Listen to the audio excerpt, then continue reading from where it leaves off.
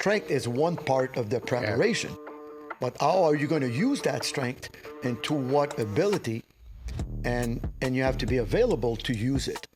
And it will depend on how there's a lot of peripheral stimulus and central nervous system. You feel like the whole body is being under shock. It's not like a compressive shock. Mm-hmm. It's a shock that you're kind of in control. Basically, the brain, how to work with the posture and how it transfers into strength.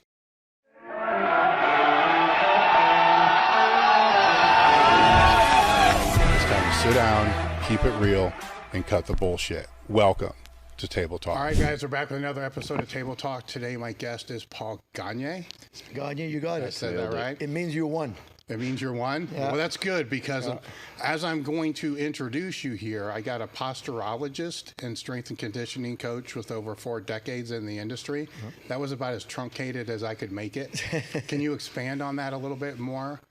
So what is your area of specialty at this point in time? And then how did you get to where you are? So where did you start from? So first off, what is your practice? What is your discipline? What is your area of expertise? Basically, the brain, how to work, the brain with the posture, and how it transfer into strength. And because I work with athletes, and that was very interesting. How when you modify the posture, you modify through the brain, either eyes, feet, and certain exercises that the power output is a lot better. And also injury prevention. That's All right, and that came from you were a physical therapist first? No, I was a strength coach before. So I was a wrestler on a national team in Canada for years, Olympic wrestler, judo, did a lot of martial art, and I was never good, but my conditioning was always made me work in the elite. Same thing as in hockey. As most French Canadian people, we have a saying that the doctor has to watch his fingers when we get born, not to cut them on our skates. We're born with skates in our feet. And then we start to skate while we walk, around 2-3 years old. But I was outstanding player without being talented. And then I figure out my dad was a wrestler. My mom comes from a background of like strong man, but she was a woman. It's all in the family. Yeah. French Canadian people originally, they were all lumberjacks and we're kind of short stature, but we develop a lot.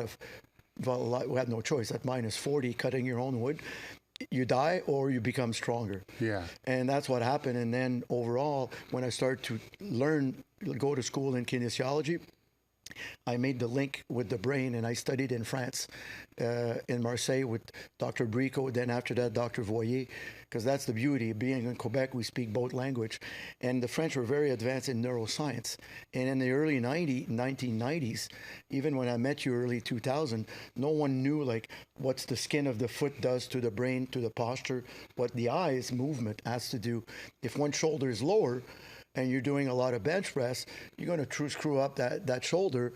But if I don't fix the muscle of your eyes, that shoulder will not come back. And then you'll always, even with treatment, because your posture is what your brain tells you how to position.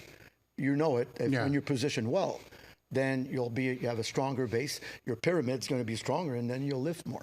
So what brought you into the kinesiology in the first place? Well, my love of why am I a good athlete without being talented? Because I was in good shape. Now I want to know why. The reason why, because I wanted to be I knew I would never be an Olympic athlete. I was almost, but since the age of 12, all my wrestling team were training in my house. I had these realm. It's called.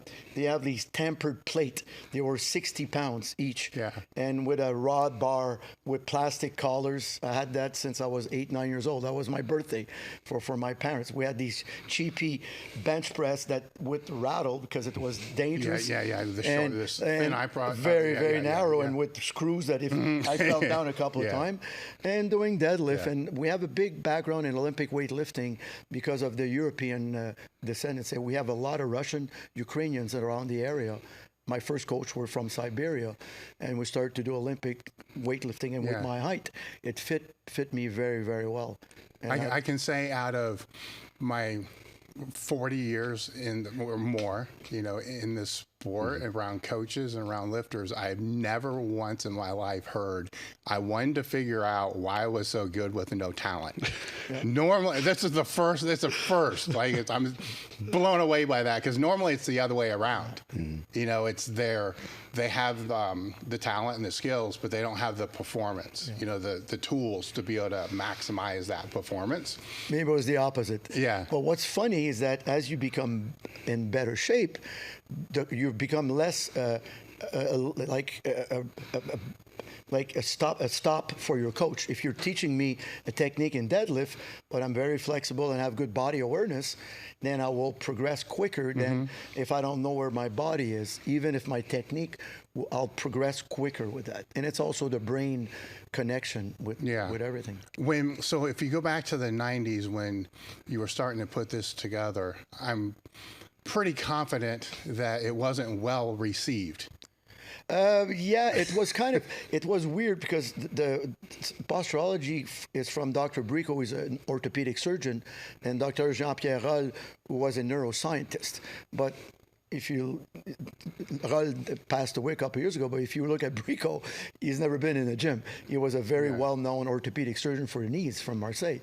But then we brought in more of the connection between what they did in neuroscience with sports performance. We were the first one in the early 1990s. Then when we brought it in, because already I was with Charles Poliquin back then, and already we had a lot of Olympic athletes and pro, you know, we had started to have the bananas on we're kind of not regular soldier, we're already, then people kind of listened to us a lot more. And it even took Charles many years to really get into the boat. And the last couple of years of his life, he was going through that too. He was going more toward like neuroscience. It was very interesting. But again, you're right. First time I had pro athletes take your shoes off. Says, why? I want to check your feet. No one ever did that. You're talking about athletes making millions. Says, do you run on your knees or on your head? No, you run on your feet.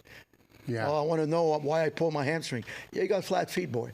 Like you'll whatever exercise, glute, ham, whatever, to the yin yang. If I don't fix your foot, you'll be in for a ride, my friend. So would you say, for those who aren't familiar with the term posturology, would it be fair to say that posturology is kind of looking at the nervous system side of your posture, as opposed to, some people might jump to say, like, putting it in the same boat as something like chiropractic care with adjustments and things like that? Would that be a fair distinction? But it's all connected. Posturology means the science of being in harmony with gravity. We're all stuck under gravity, and we have two little feet. We're 5 times longer than our base of support. No one in the world has that. No more other mammal. Our cousin primates, they're smart. To fight, mate, they go on 2 feet, and then they go back on 4. They have better core, they have better hips. If you don't crawl enough as a baby, you will have problems later on. That's why I'm born in 61, and I have 6 sisters before me. And then my mom was 43, she had enough, but I don't think she asked my dad the permission to be pregnant again. After 15 years of, my sister, my younger, is 15 years older than me. And then they put me on a jolly jumper because I was very active. I was the only boy of the family, and they wanted peace. But the jolly jumper, I don't know if you know, it's like a bungee cord. And then I had by the age of 8 months, I looked like Tom Platz.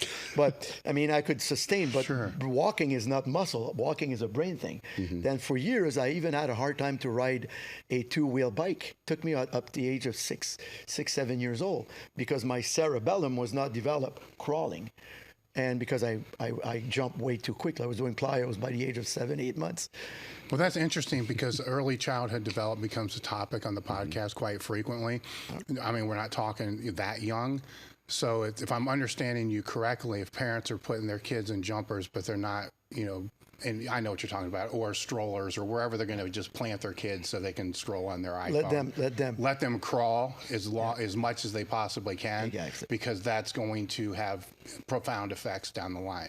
Even stimulate them to crawl, because the more, it's also the connection. See how we code our brain. That's why we walk like this. Like your left thumb is connected to your right big toe. It's exactly in vitro. It's like that. Then let's say you got a soreness in your left thumb. If you move in flexion, if you do extension of the big toe, you'll say, hey, what's going on? It's better. But that's how the brain is. Then when you do these connection with crawling, bare feet, naked if you can. Not in Canada, but no shoes. Don't put shoes on kids. Never do that, please. You try to write with a boxing glove. You need bare feet all the time to stimulate. What kind of shoes you wear when you do deadlift? A big high heel shoes or flat? It's like ballet shoes. Yeah. Why? You want to be in connection with the ground. Your RFD is directly connected to your feet. No one in my team has good RFD. And the speed of RFD, that's where we're going to get that from your mentor and the guy that influenced me a lot, Louis Simmons, because he was the first one to really address that. How quick you're going to get off the floor or off your chest, the better chance you'll have. Now, with that, and even with some of the earlier childhood things, if a child misses the prime age for maximum development of all that, right? So I get them all mixed up, you probably know, but cardiovascular fitness is very, very young, you know, and explosive strength, I think, is in the tweens. Yeah. Visual acuity is somewhere in the teens as well. Yeah. If they miss that prime opportunity, can that be built to its highest genetic capacity? The good news is yes. Now with the new research, we all talk about neuroplasticity. Yeah. Now it's neurogenesis. What we found now, depending on your perception. See, that's what the many years ago we talk about the DNA. Then they say, okay, DNA is something, but let's analyze it. Then they check the telomeres. That's the tail of the longer, the thicker. Usually your functional longevity was going to be good. No one's going to change your diaper by the age of 60. Doesn't mean you'll live longer, but when you die, you're going to die, but no one's going to take care of you. But what activates the telomeres, it's telomerase, it's that enzyme. But what they found is that the nucleus of the gene that connected with the DNA is more important. Okay, let's attack that nucleus. But okay, what influence that good movement of the nucleus? It's a protein. All right, now let's synthesize, lab RDR pharmaceutical, let's synthesize that protein. They had a hard time to do it because what activates the protein is perception. If someone sees the bottle half empty, the spin will be less. And if someone is very, very, most of my good athletes, they have a kind of very laid back, like, okay, the wall falls, we'll pick it up. Like I spent 16 years in Jamaica. No problem, man. I remember everything's cooking curry. Everything is cool. And you see Usain Bolt, you look at him, he gives his jacket, shakes the hand, comes back, laugh. Him and André Degrasse, the Canadian guy that my colleague Matt Nichols helped a lot for, like when he did his hamstring pull, both they finished 100 meter and they were talking to each other at the Olympics. Come on. But imagine their mental state. Oh, they are like cool cats. And so you competed, Dave. Yeah. I'm pretty sure your best competition were like, I could lift more. Oh yeah, so flow state. I feel like I didn't even reach like it. And the other day, you feel like your bar is stuck to the whole gym because you had something else in your mind or your perception of that bar. As soon as you touched it, it was either cold, hot, or your position, because we have receptors in the hands. And obviously you don't wear gloves. And that's where the very interesting, this is where when you wear suits, it's very interesting because when you use like either bench suit or squat suit, when it's well adjusted, you're creating an activity of your receptors. It gives direct feedback to your brain. But if it's not well adjusted or if there's a crease, it's going to create an adverse effect. It's going to create a shutdown. So in many ways, you're kind of going down like an epigenetic route there, where your thought processes and your perceptions of your surroundings are actually going to affect you at a genetic But that's level. What science have proved now. We knew it, but we couldn't prove it. Now science is right there. Then if you take that back to training in the gym, that's why mental preparation that's why with Brian, we did the breathing stuff. Breathing is a big part of what we do. But then you could do like I did on you with your shoulder many years ago with some eye exercise. If I see one person comes in like this, automatically in one shoulder down, there's something in the muscle of your eyes. There's 6 muscles, and that gives you a message to the cerebellum and also to other area of your brain this is how my head should be. But imagine you're doing heavy power cleans and your head is always like this. What's going to happen to your spine? Or when you squat like this or deadlift like this. As soon as there's a degree of side bending or rotation, your weight goes onto that same side or the opposite side if you compensate. But so then how do you go about finding the optimal position for said lifter? you need to reprogram them. You make sure, like, okay, now the eyes, we do like convergence tests. The eyes are moving well. No one's going to be perfect. It's to learn how to, and then a step-up process. You have all these auxiliary movements that, if let's say you want to teach me, you won't bring me on the plate right away. You're going to give me some movement to bring me there. Then you have to go back in time a bit and to go back to relearning a bit, not the total movement, but because your posture's changed now. It's not the same Dave that was with me 2 days ago. Yeah. You have to be careful. You have a competition next week. I will never do that to you. I need a good 6 to 8 weeks to do something like that.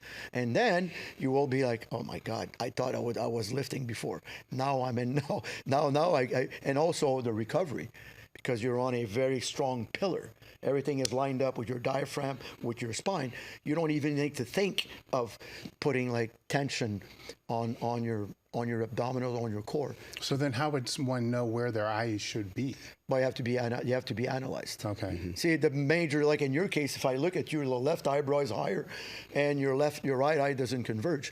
If I would bring my finger to your eyes, I'm sure that when I'm going to push it, I'll see this. Your right eye is going to see. If I go it with Tom, if you look at my finger, look at my force. See, now his right eye is shooting out. Doesn't have. You should be able to hold it for at least 30 seconds without any white. What's going to happen if he's left? Are you right-handed or left-handed? Left-handed. You're left-handed. Just go like this and look at me through the hole. Just make a little hole and look at me far. Just I want to see which eye is dominant. See your right eye dominant. Do you play a rotational sport like golf or stuff like that, or baseball, or? No, I've been terrible at sport my whole life. But see, that's an advantage. See, if he has right eye dominancy and he's lefty in golf, I work with Ledbetter Academy for years. Normally, if you're right-handed, 85% of right-handed people will have a right eye dominancy, meaning like when you look at the hole. See, if you look at me, I look at you through my left eye. And that's not normal. It's only 15%.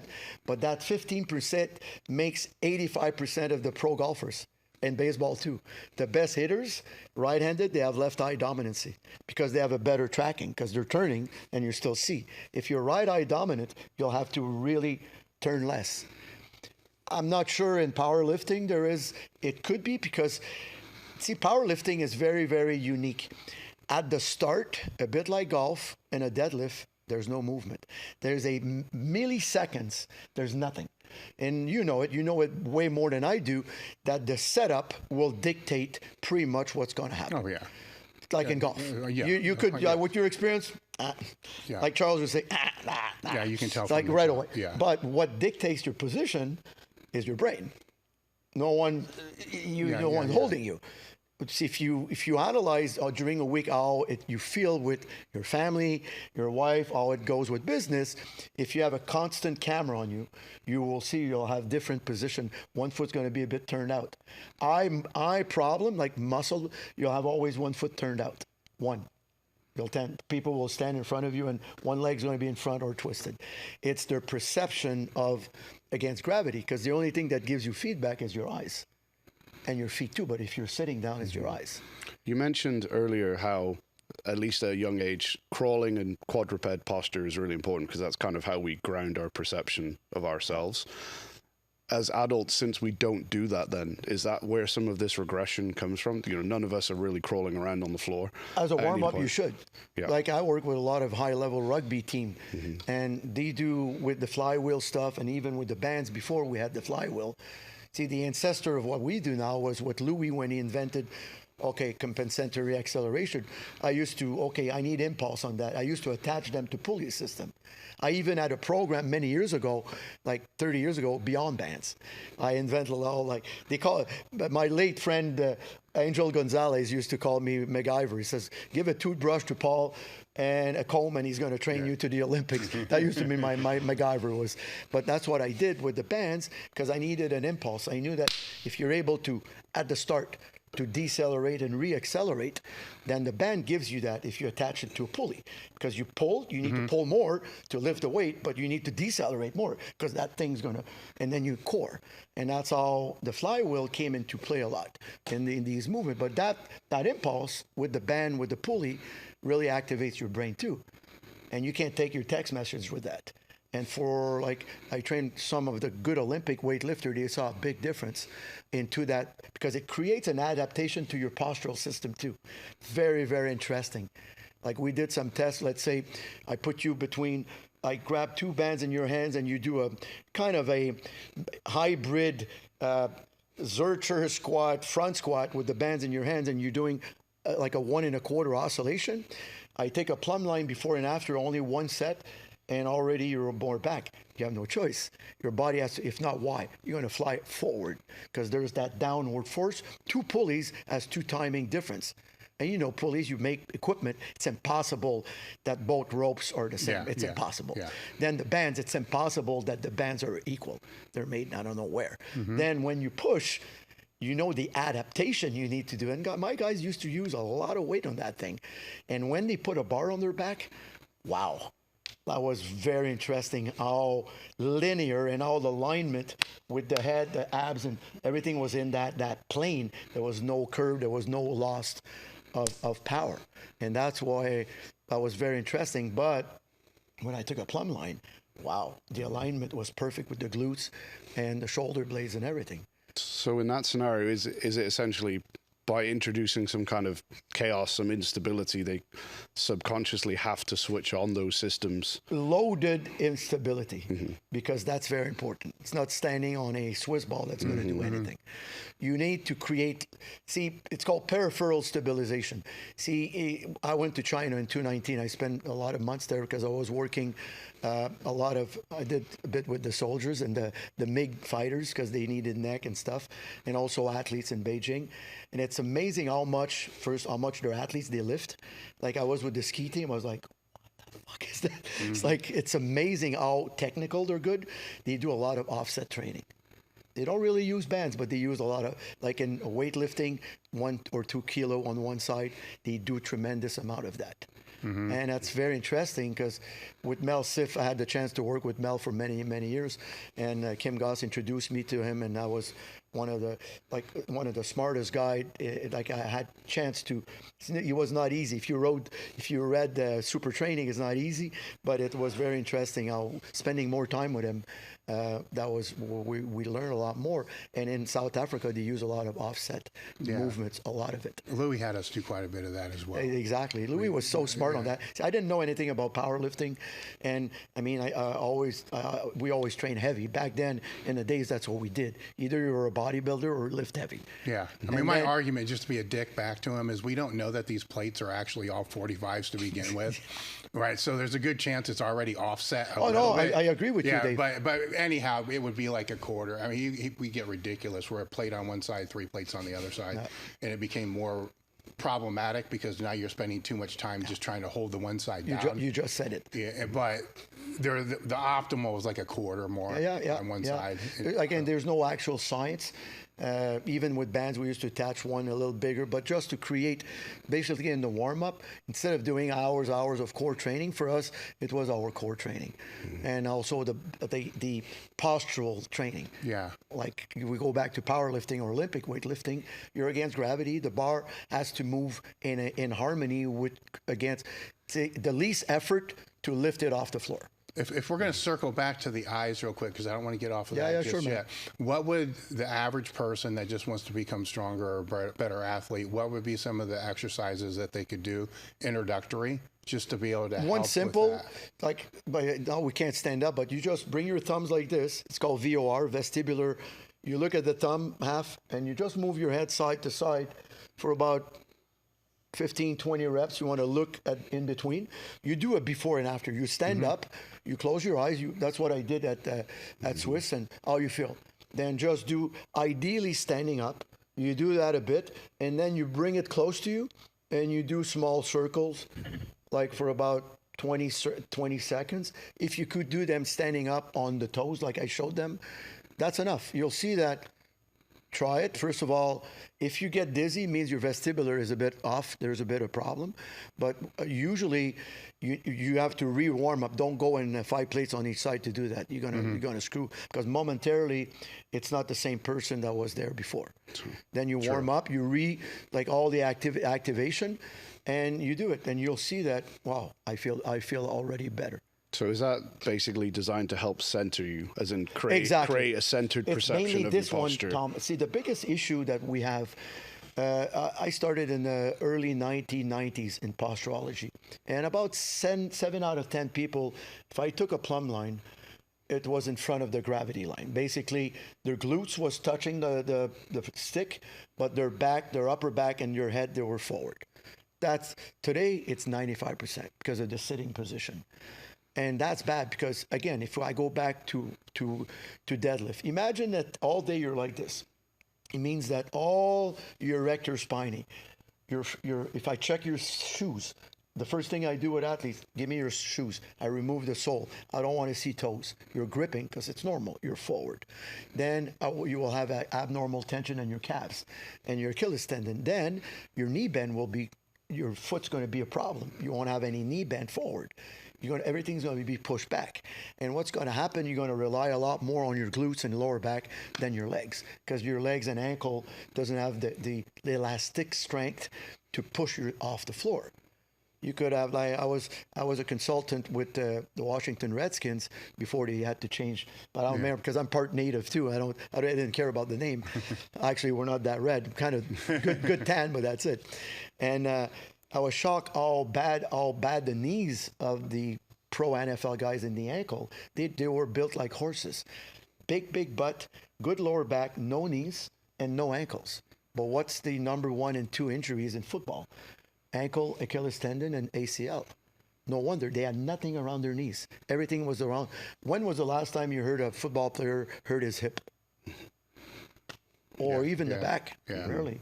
But they all do, like, these kind of squat. That powerlifting squat is great, but when you play sport, you need, all other accessory. You need to do front squat, overhead squat, and stuff, because you're playing sport, that lateral movement, acceleration, deceleration.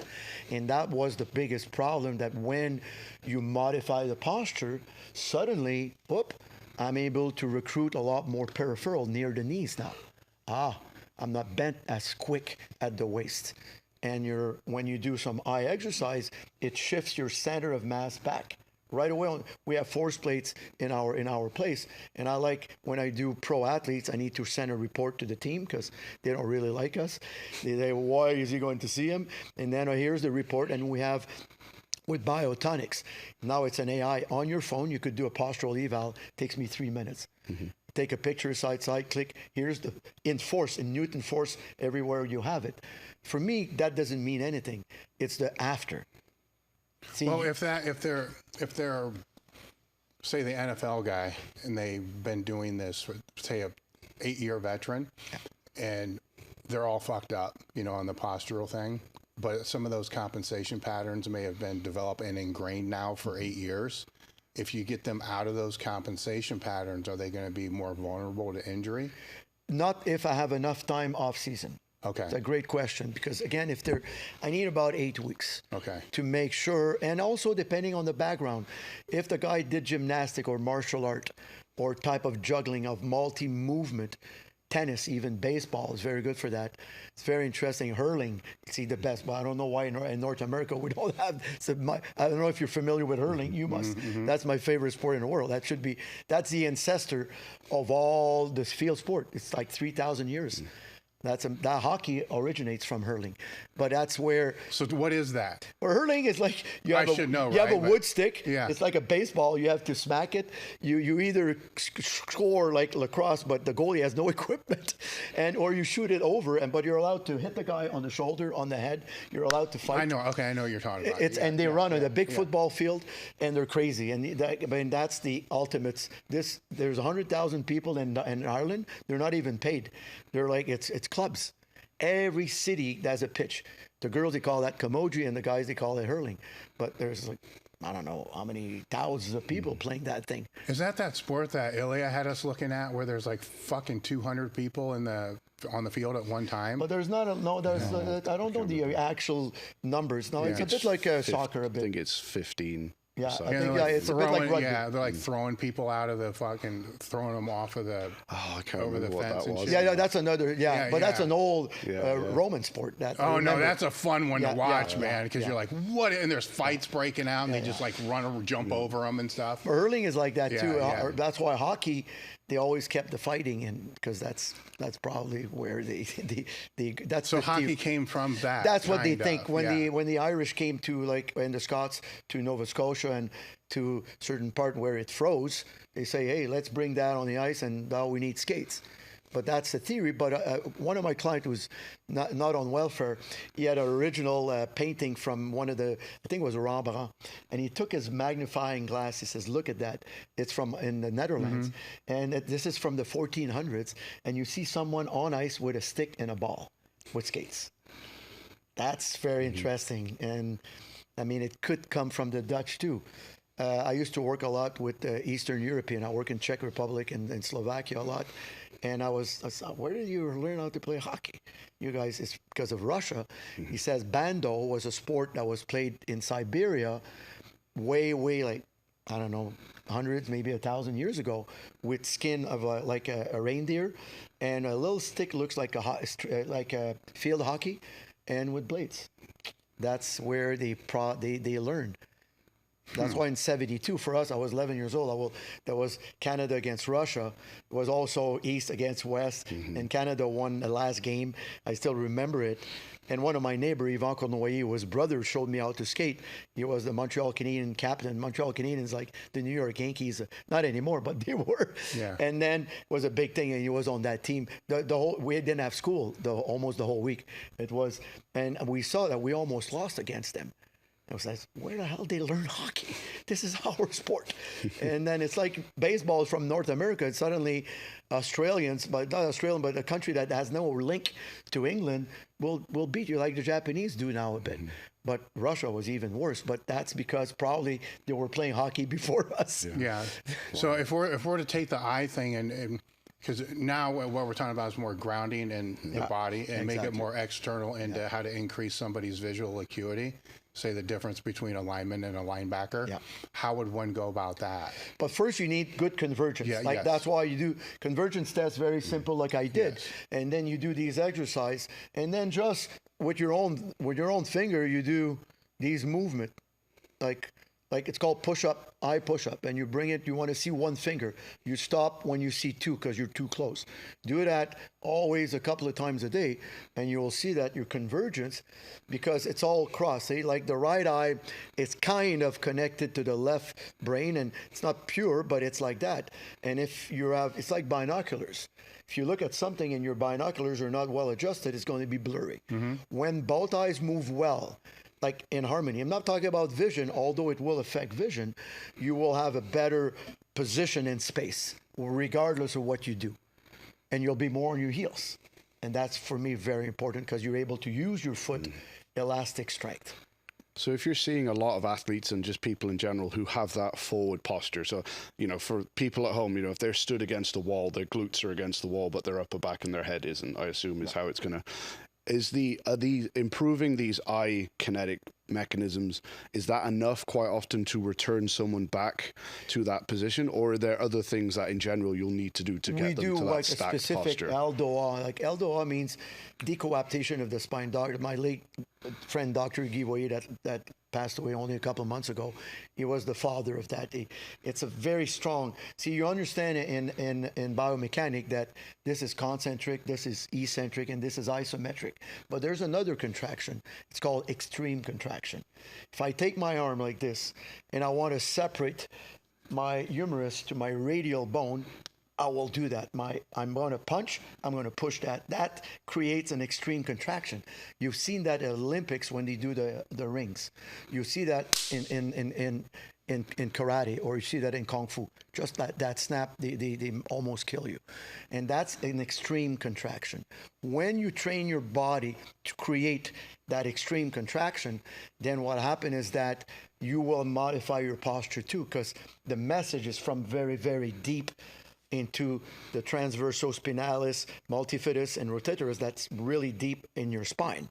And that's where the message, and that creates a decoaptation. As an example, if I put my arms like this and I push down at the same time with my hips, then I create more a separation around T6, T7. If I go this way, we have different posture. T8, T9 is when you walk. But if you're able to have enough room to create through these exercises, and believe me, it's not a stretching. It's like you're on the electrical chair.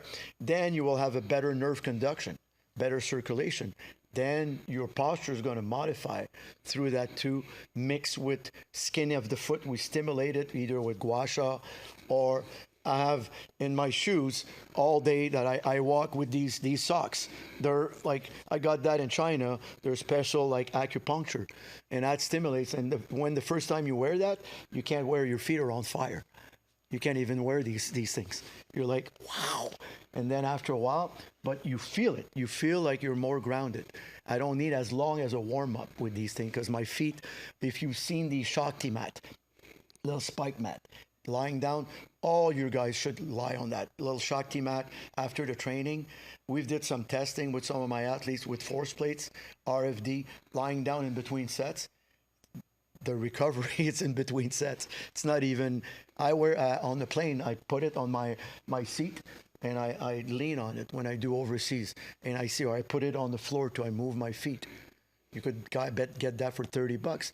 Then when you activate your feet, you do eye exercise and you do these specific exercise to create like spinal decompression almost. That's very interesting, because it's like, you remember in the old days, people who had tension in their back, they used to hang from a bar. Yeah. But that creates spasm. See what happened? The first couple of seconds, you feel good. Don't get me wrong, hanging is great for your grip, but it's not a cure for back pain. And then what happened is that when gravity sets in, at the beginning, Golgi tendon organ will have like, hey, it's kind of cool, I'm going to let go a bit. But gravity doesn't stop there. Your body weight doesn't. Then the spindle cells go, something's going on because it's connected to your joints. And then they talk to Golgi, said, what do we do? Let's spasm, because we don't agree.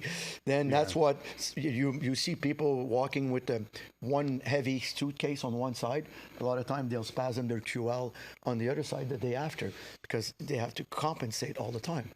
Momentarily they'll feel, but that's where when you combine kind of high level exercise, stretching, like not stretching, but decompression mixed with those, that's very, very quick combo. Within, I evaluate you 15 minutes. If you want after the show, we'll do that. It's good. Will be my pleasure. Film, and that's going to give people, hey, wow. And I'll do the same, Tom, if you have chance. It's going to take us 15 minutes, and it's going to be very interesting, because this is fun. But all the stuff we do is like the breathing. We could talk for 5 days, but until you did it, like, okay, Paul, let's talk about deadlift. Okay, Dave, let's go to the platform. Let me feel that thing. But exercise like those are very good. And what we found with the flywheel, we have similar effect too. Because of the flywheel, the eccentric feedback, that jolt creates an adaptation into your postural system. So when you're doing these things to be able to help their posture, do you have to have them work on their posture outside of all this? All the time, every day. Right? Because I think that's where some of the message gets lost, is they'll go see somebody and then they'll, muscle test them or whatever and have them fixed, know. But then a day later they're trash because they go back to, poor posture habits all the time. How many times you train athletes and they have their homework? You know if they did it or not. Yeah. But the one did it, you're able to progress them a lot faster. All my Olympic athletes, there's a correlation in between how much serious and how much discipline they were with the number of medals and how much money they made either in pro sport or Olympic. I could write a book on that. Yeah. Well, the one way I can correlate that with a story that people may understand because they've heard it so many times is when Brian Carroll was working with Stu. There were all the things that Stu was having him do, the McGill 3 and all that. But the one part that kind of gets overlooked is he also taught him how to stand up out of a chair. He taught him how to sleep in a better position. He taught him, how to walk, with better posture. Because, correct me if I'm wrong, all that, other work can become unraveled in the other 15 hours a day that they're walking around with the same poor habits. See, we can't fight gravity. Yeah. 60. I'm good, but not that good. Whatever, I see you 1 hour, but if 15 hours you're sitting down, you're eating not really well, you're thinking, you're not concentrating on what you need to do. Human being is not made to multitask. That's a fallacy. We need to concentrate on one thing at a time. And also, we need to take our time. See, that's the biggest. As we get older, time is the most valuable asset. See, you don't want to waste it. You can't go to the bank to say, Mr. Banker, could you give me another 5? It says, fuck you. It's like that's why I always teach my athletes the time you're going to invest into your preparation, because that's real. That's why I like the word in French. Now in English, they're starting to talk about physical prep specialist instead of strength coach, because strength is one part of the preparation, but how are you going to use that strength and to what ability, and you have to be available to use it, and it will depend on how you. If your posture is crooked, it's not if, you will pay the price. I worked with Formula One, like Yuki Tsunoda, before Daniel Ricciardo with McLaren, and I was backstage with them at the Montreal Grand Prix. I had the headphones with the engineers. They spend way more time on the tires than anything else. Way more. Most of from Red Bull to McLaren to Ferrari, very similar engine. Drivers, you see it when they switch team, they're the top 20 in the world. I mean, it's like, there's a difference, but not that much. But the tires and the suspension and the way they tune the car, that's where the big thing. That's why athletes, that they take the time to tune themselves. And this is what your system that you started many years ago, that's why it was so successful. It was just not lifting weights. There was a system around lifting weights. I'm pretty sure Louis knew that, Dave, you didn't do your homework. You didn't do that prep. He knew that, yes, you want to lift heavy, but all the small micro movement to improve your macro movement, if you didn't do it, you will suffer. Or you might get away with it if you're very strong or talented, but you'll get injured. Yeah. So when you say you take this athlete, let's take the NFL example where they're forward and they've got big glutes and not much else, whatever. Yeah. When we get them corrected and you've got your 8 weeks with them, so you actually get time to bed this in. If we were, say, looking at their movement patterns, whether it's a squat or a deadlift or a clean, before you step in and after you step in, now that they've got this plumb line posture, what types of things do you see the difference being in their movement? More effective and a bigger RFD. That's one thing. Why? Because their foot position is better. They're able to apply more force to the ground than before in a more harmonious. Because again, we can't make feet bigger, and their perception, they'll be more efficient.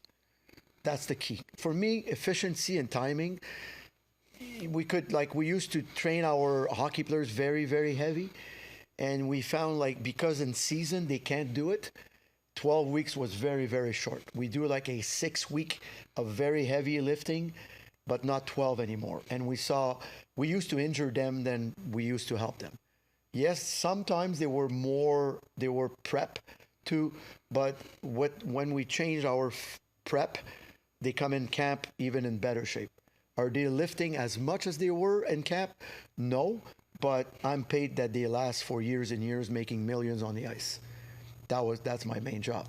See, there's no correlation in between. Even vertical jump, we did some tests. My colleague Ben Prentice, did a lot of research on it too, been working with Ben for over 20 years. 10-meter run flat, that was the only correlation in speed on the ice.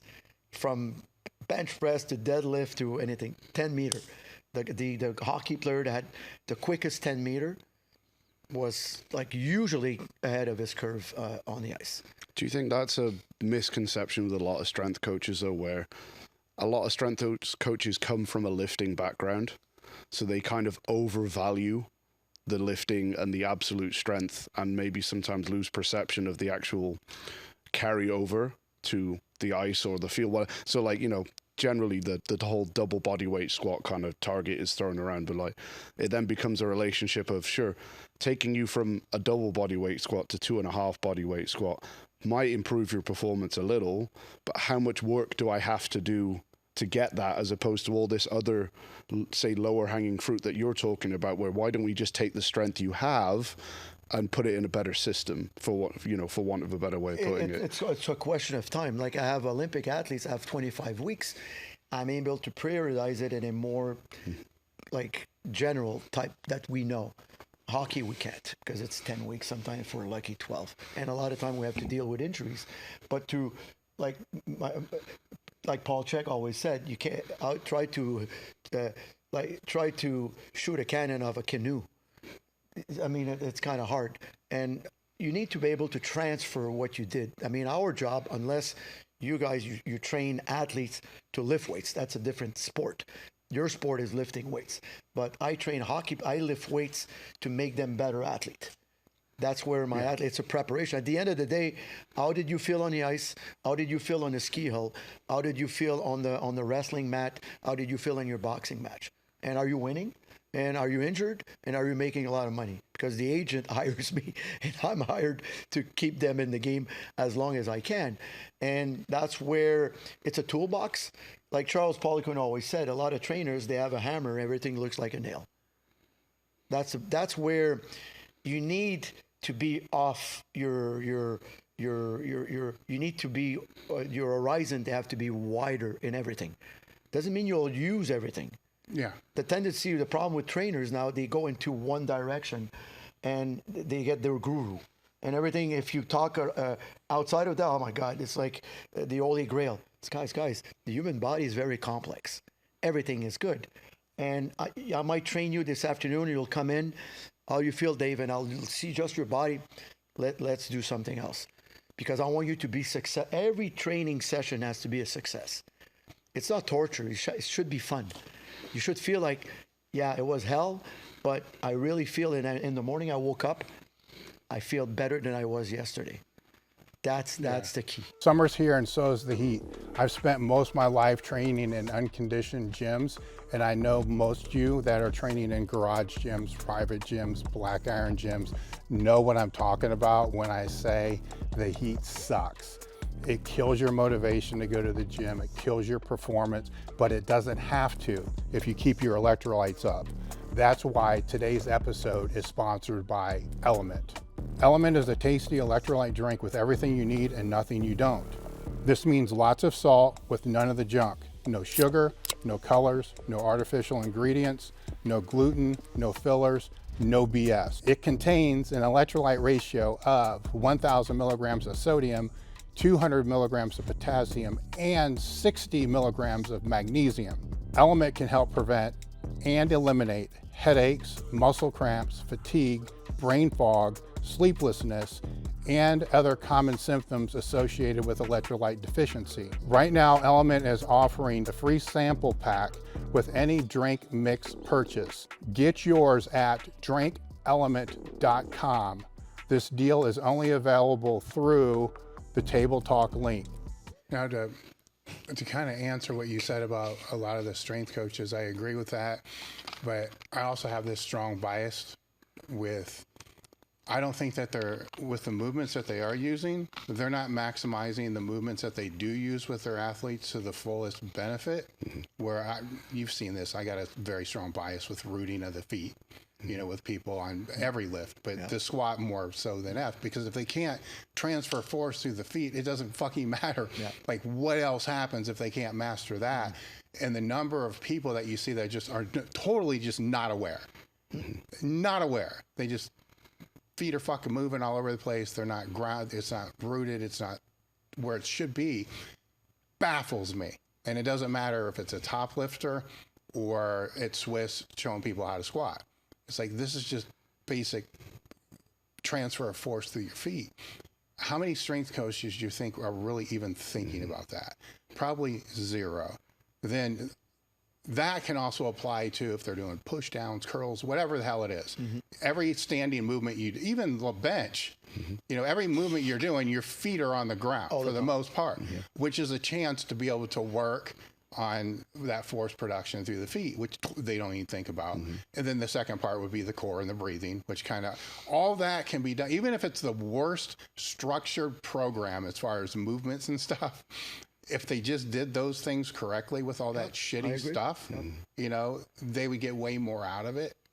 That would carry over to the field because those mechanics would carry over. You get what I'm saying? Yeah, absolutely. Where they're just seeing it as, I can get this curl 10 pounds stronger or this overhead press 10 pounds stronger, and then hope that that's going to make them a better ice field athlete. And it's like, no, it's not. We've already seen that proven. Let me backtrack that. Yes, it will. I mean, if somebody gets stronger, generally they're going to get better to a point, right? But they're missing out so much on all these other little things. Where I guess we'll just go right into the breathing, because if we move up from the feet, right, we're going to come up. There's, you know, the knee, the ankle, the step, but that breathing thing, and this is an interesting one to me because 20 years ago, 15 years ago, when this was first starting to get more discussed, Louie and I and everybody else are like, are you fucking kidding me? Like, now we don't know how to breathe. Like, I've been alive for 34 fucking years. I haven't died, so obviously I know how to fucking breathe. I can't believe, you know, and that's where it was. You're perfectly right. 20 years ago. That's come a long way since then. You know, so how was it being on kind of the forefront of that and seeing the backlash on that end from there, and then seeing the transfer to where it's gone now? But see, in the old days when we were agriculture or hunter-gatherers, we didn't need that because we were constantly moving. First of all, our cardiovascular was a lot better. Sitting down shuts down your diaphragm and your breathing because we have more than one diaphragm. You got your pelvis diaphragm, and you got your thoracic, your abdominal, you also cervical diaphragm. And diaphragm is like a cylinder. And if you're able to, it's not only the breathing, it's controlling your diaphragm. That's the pillar of when you lift either high speed movement, running, jumping, or very heavy load. And that's why you rely, many people, they always talk about the abs. It's not really the abdominals, the diaphragm as that key, but the more expansion you get and control about different part of your diaphragm, the more you're able to create more RFD, because the connection, as you said, between your knee and your upper and your hands is your torso. If you have no torso, you could have the best feet in the world, the best hand, the best grip, but if nothing holds you, then you'll have a hard time to create that synergy between feet, knees, hips, and the upper body. What is it about, seated posture specifically that creates the dysregulation with that? Because there's no work. The human so it's body, because you're unloaded in that exactly. position. We're loaded creature. You can't unload us. Unloading is at night. You sleep. You should, like when I was in China, everybody sits, you even go to the bathroom, there's no seats. They even had to put bars in some bathroom for the tourists to be holding down. If not, they would sit in the shit. You can't take a shit if you don't squat because there's no seat. Sure. I'm not talking in Beijing, but where we were in the countryside, but still zero back pain there in the countryside. But it has nothing to do with ethnic. In Beijing, big city, they're starting to be fat. They're starting to have body problem like we do. If you go back and go to Wales in the countryside, there's no chiros there. There's nothing. Guys are like, they live to 95. They never see a doctor, but they're active. They did the documentary on the blue zone. No one lifts that much. No one eats that good. Some even smoke, but they're moving day and night. That's the problem. Sure. Even at the mitochondria, you need to move. And then when you sit down, it shuts down your glutes, shuts down your feet because there's nothing, and your diaphragm becomes lazy.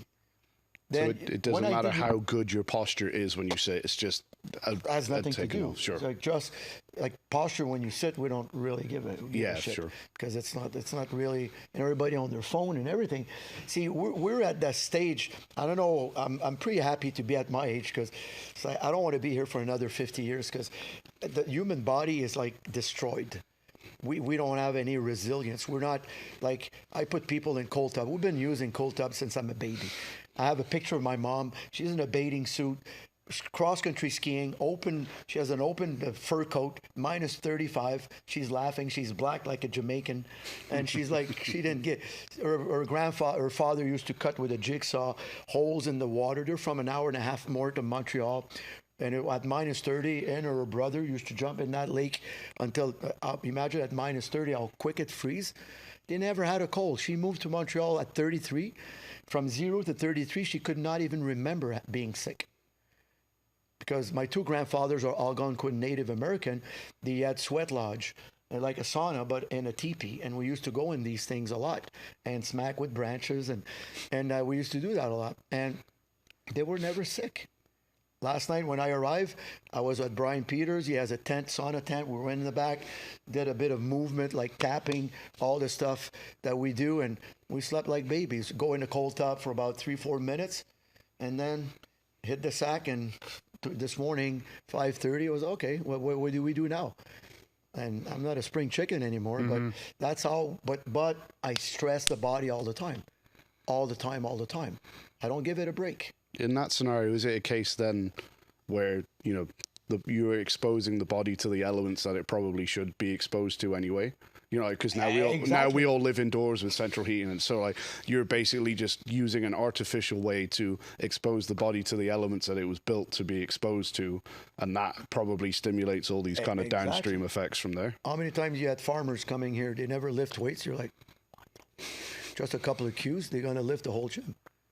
They've been doing that since they're born. That's my mom. I tell you, it's a story. I was like 15 years old. I was a wrestler. I was like only 132, and I had like these rayons. I had like my 2 plates. That's 120 pounds plus the bar. The bar was a little lighter. We had about like maybe 160 on the bar, and my mom, like, she had me at 43, and she was vacuuming, and she grabbed the bar without looking in the middle. She lifted, and she, hey, excuse means like, hey, a little asshole. Hey, bouge tes affaires, move your fucking, my friends are like, what the fuck? Madame Gagne, her name, because my name is Gagne. How do you do that? But my grandfather used to bet with his buddies. My mom was a very small build. Like, they used to put 200 pounds on her back and make her walk up the hill. My grandfather, father passed away, with these railroad ties. He put a double on his shoulder that was about 800-900 pounds. He was doing that for contests. These guys did. And then the last time he did it, he had a massive heart attack. He died at 59. But these guys were lumberjacks. He had a sawmill. My mom was used to cut her own wood, wash the clothes of my sisters. They live up north at the river. I mean, that's all they were. They were like, but her hands were soft, like she had the best hands. It was amazing how resilient their body and so strong. And she smoked all the time. She drank. They didn't do keto or whatever. But they were so strong mentally, more than physically. That the mental strength was like that because it was survival mode all the time, but with fun. People had fun back then. I was talking to a friend of mine. He's a neuropsychologist. He's never seen so many misery, especially from the 15 to 40-year-old he's been doing that for 40 years because it's too easy. It's too easy. So now, what causes this degradation in breathing mechanism? Like, you would probably say now most of us don't know how to breathe or do it very poorly. Yep. So what is causing that? Obviously we're moving away from the kind of lifestyle that you're describing there, but what is it about that is creating these faulty patterns that we need to kind of unlearn? But what you don't use, you lose. In the old days, you remember like Franco Columbu with the bag used to. I mean, these guys did. Tom Platz did breathing squats. Arnold the whole weekend squatting with girls and breathing. The guys did the vacuum. I work with Lee Haney. I work with Mohamed Makawi, and these guys. That Serge Nubret was amazing control about his body. Back then, even go back to Steve Reeves or even way before that. They understood. Health was before anything. Now bodybuilders, I mean, they can't move, and that was the big thing. We don't use it anymore. We're stressed, and again, the seated position, we only breathe through the chest. We don't have that mobility. Remember during the class we did in the Swiss, a lot of people could not even inflate a balloon. That's first test. I tell people, Just take a balloon in your mouth. You should be able to inflate a normal balloon within 4, 5, 6 breaths. If not, you have what we call paradoxal breathing, very common amongst athletes and trainers, because they walk around, look, I have to look. Yes, you got a gut a bit. It's all right. It's not a problem, girl. But they don't use their movement. And I've done it with weightlifters. Just my philosophy about training for breathing, that's why I call my system is called AFR, airflow restriction. It's a little more violent. I do it for recovery, but I leave that more for Brian. He's really good at that. I do it, but mine is how to improve power output through certain breathing exercise. And that's my mojo a lot. And I know, like with the balloon, because there's an eccentric component. When you push, that thing wants to push you back. And you need momentarily to create that eccentric training all the time. And we have different devices. And when you do hypoxia training, if you do as a warm-up, squat, not with 300 pounds, but just with the bar, in total hypoxia, I guarantee you that you're going to lift better that day. Your body temperature, you're going to save a lot of time in the warm-up. Also, your brain reaction, you'll feel like more sharp.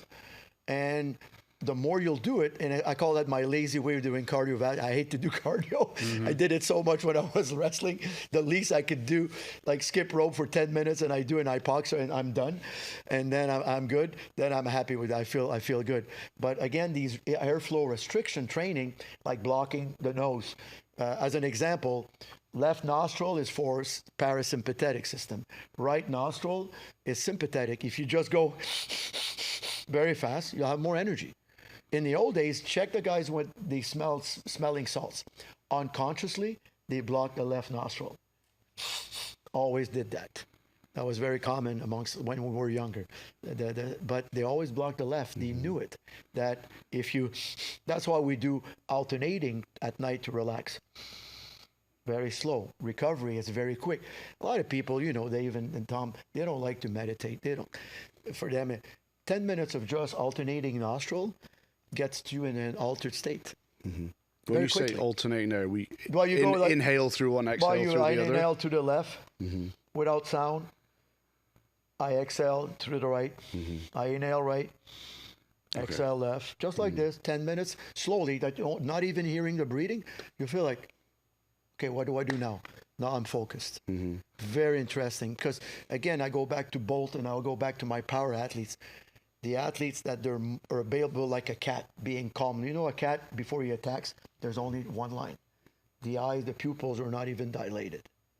Then suddenly a mouse, poof. I got a big tabby, Charlie. He's like 23 pounds. He looks like LeBron James, like all that. Got big shoulders, but that thing can move. It's crazy. He looks like a fat cat.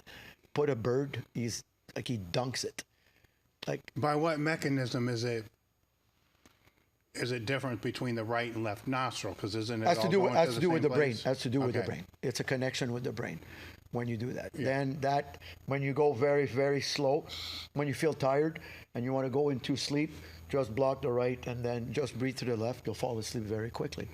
Same thing when you rub your ears. There's Dr. Paul Nogier. He was a doctor from Lyon. He invented auriculomédecine. It's the medicine of like acupuncture point in the ears, and it's a medical thing in France. Just by rubbing your ears, different points, you have an effect. Same thing with your hands. Hands are very powerful.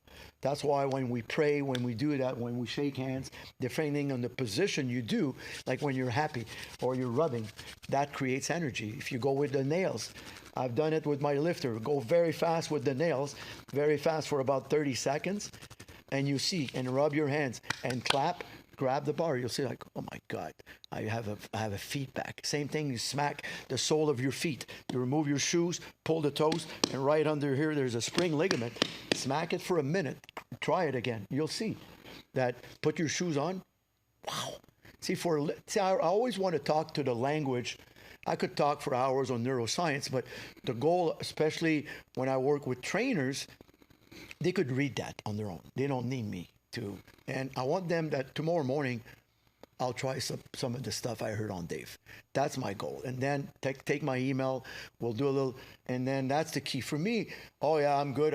It's nothing about that. I don't care about it. It's to share, to increase the knowledge now in posture, if you look at the last 10 years, it's growing. There's a lot of program. There's a lot more. Before, like I told you, since before the 2000, it was like, what the hell are you doing with eye exercise? Like, this is hocus pocus stuff.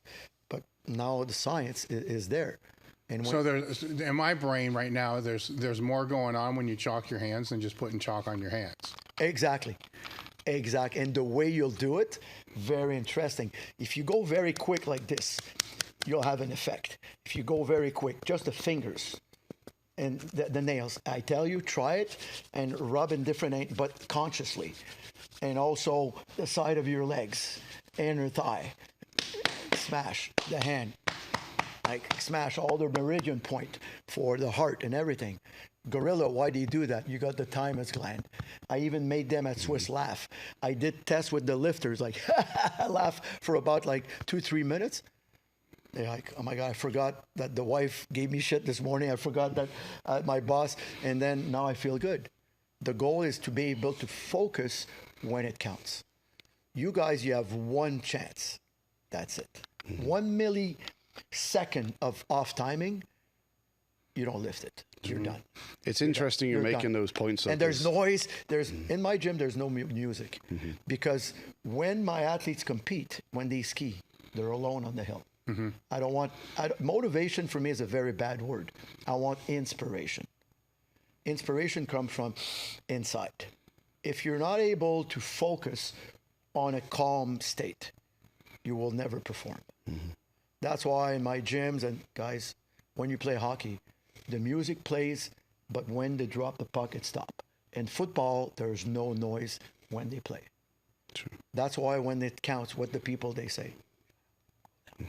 In tennis. Even during a boxing match, it's very interesting. They did mic on people when people were fighting. When there's a big, people don't talk. People don't even breathe in the stands. They look at it. And then when the ref, then they explode. It's a very interesting how human beings were like that when we're under, like when we focus, all our vital signs, they become very, very calm. And we're in to gather energy to be able to explode. You've seen that. I'm pretty sure in lift meetings, the more like jittery athlete usually doesn't do that well. Sure. Yeah. I mean, you'll see if it's, a powerlifter, they'll be psyched up or whatever it was and beating their head on the bar, all the other dumb shit that I used to do. But all that stops before the weight actually comes out of the rack. You just said it. The moment you put the bar on your head, on your arm, if I had a scanner in your brain for half a second, you're right there. Yeah. And I had a scanner on your brain, you probably go from higher beta because you're excited to alpha brain waves around 13 hertz. This is where all the knowledge you've learned over the years, the position, it becomes unconscious. And then a lot of time when you lift heavy, guys, or when you win contests, hi Dave, how did you do that? I have no fucking clue how I did it. I don't know. I don't even remember I did it. So would that alpha wave state be what most people describe as like a flow state? Exactly. So that's what we're kind of talking about when people say that. You're active, but you're not excited. You're in that. Everything is cooking curry, like my Jamaican friend. It's like you feel good. You have a good feeling. I call that a void state. Like you're just in a state of void, but nothing else exists. Exactly. Except what you're actually doing, and it's in slow motion. Why the lift may only take 8 seconds, if that, but it feels like, an hour, And also you enjoyed it. Oh, yeah. That's a different story. See, sometimes you'll lift, but then feel that great. But then you have sometimes you have goosebumps. You feel like, wow. And you see it in the face of the people, even in any sports. There's almost like that scream that comes out because it's you don't even control that. You don't say, "Oh, I'm going to scream." It comes out like, "Yeah, fuck yeah," and we're like, that's a natural thing to do. Now, in the case that we're talking about of the lifter with I don't want to say over arousal, but heightened arousal, indirectly, are they doing some of the breathing things that you would suggest that they do before the big lift, anyhow? Yes, because that you need to see. I'm very energetic. If you would coach me, you would have to calm me down. Yeah. Because I'm a Jack Russell Terrier. Charles Poliquin was the opposite. When I used to train with Charles, I had to bring him up a bit. because Charlie was more of a more cool cat. It's a different. You have to, you know, you're a coach, and then you apply these techniques to every athlete. But ideally, to perform the best, to have access to your elasticity, you need to be as much aroused but in a calm state. So then what should the breathing be? We'll stay with hockey. You know, they're off the ice. Yeah. Right. So sitting on the bench. Sitting on the bench. Very good question. What should the breathing state then be? But I give them like it's called a 4-6 breathing, and I don't want them to sit, because bench on the hockey there's no back. Yeah. But I want them to keep the tension on their feet, because imagine that every time you train, you're sitting down maybe for 5-6 minutes doing nothing. There's a good chance you're going to get hurt, because you're off path. You're still not at the shower. You're still in the gym. Hockey is the same thing. Sometimes something happened, a penalty, or you might be on the bench up to 5-6 minutes. When the coach, when your partner comes over the board, you have to jump. You can't tell the ref, give me 1 second. No. You have to go right away. And sometimes it's a big hit. Hockey is very violent. It's very, very fast. You're on skates. You're up in the air. The puck moves. You have a stick. You got 5 other opponent wants to take your head off. You got 4 ref. It's only 200 feet by 80. It's a lot of fucking people with that little thing that goes through your mind. You need to be ready. If you're not pre-ready, I give them 4-second breathing in through the nose, exhale, mouth sick. As soon as they sit on the bench, don't look down, just relax, gaze. Because when you look far, if I look at you and I look at the whole room, my brain will have a better connection to my muscle. Basically, through the pons, more of your extensor chain. If I look down, it's going to be more the midbrain that's in connection with your flexor chain. That's why a lot of lifters do. They go like this. So no, look up. Don't bend your neck. As soon as you curve your neck, your lower back's going to curve. It's one spine. What can I do? You have to compensate. This one can't go like this. You can't tuck you're going to break your back. Then that's where the mistake. And also for the alignment, you need to, like for a hockey player, they sit on the bench tall and have a bit of a cocky face, because your brain perception will feel like you're the cat, you have the mouse. And you'll see your next, even if it didn't go well, if you acknowledge that bad shift through banging the stick and bitching on the bench, your heart rate's going to go up. Then you're going to reduce in your Krebs cycle, you're going to produce more lactic acid. You're going to have more CO2. You won't have enough oxygen. In an arena, it's a close environment. Luckily, now no one is able to smoke anymore, but not long ago, people were smoking. At the end of the game, it was like a fog. The Zamboni there's still a lot of them, it's gas. There's no windows in that thing. Imagine with 25,000 people breathing with CO2, eating, farting, that's impossible. There's no oxygen level. If a government agent would come in, it would shut down the game, because it would be almost carbon monoxide in your car.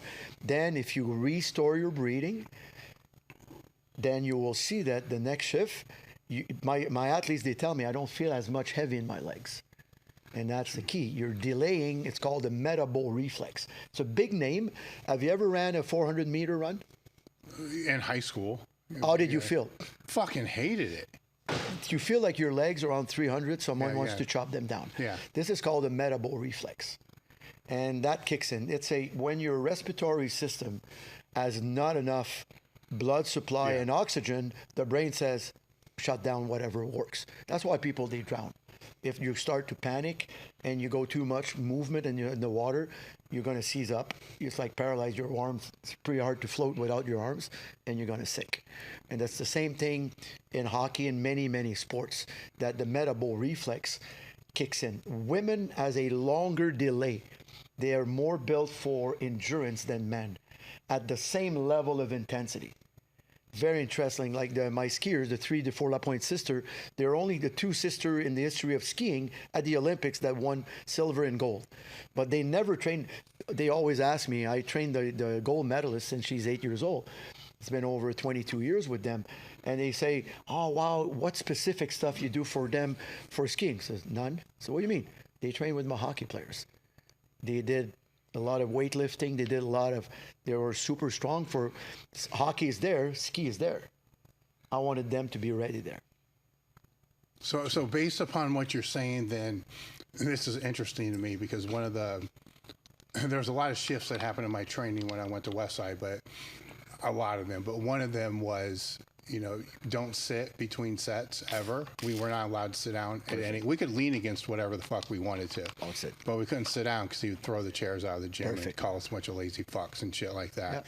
Whereas before that, I was conditioned with people I trained with because the meet you sit, between your sets to be able to do that. So it became basically a rule, and it was reinforced with everybody because anybody sat down, you were just going to get ripped apart for being, a puss and weak and so forth.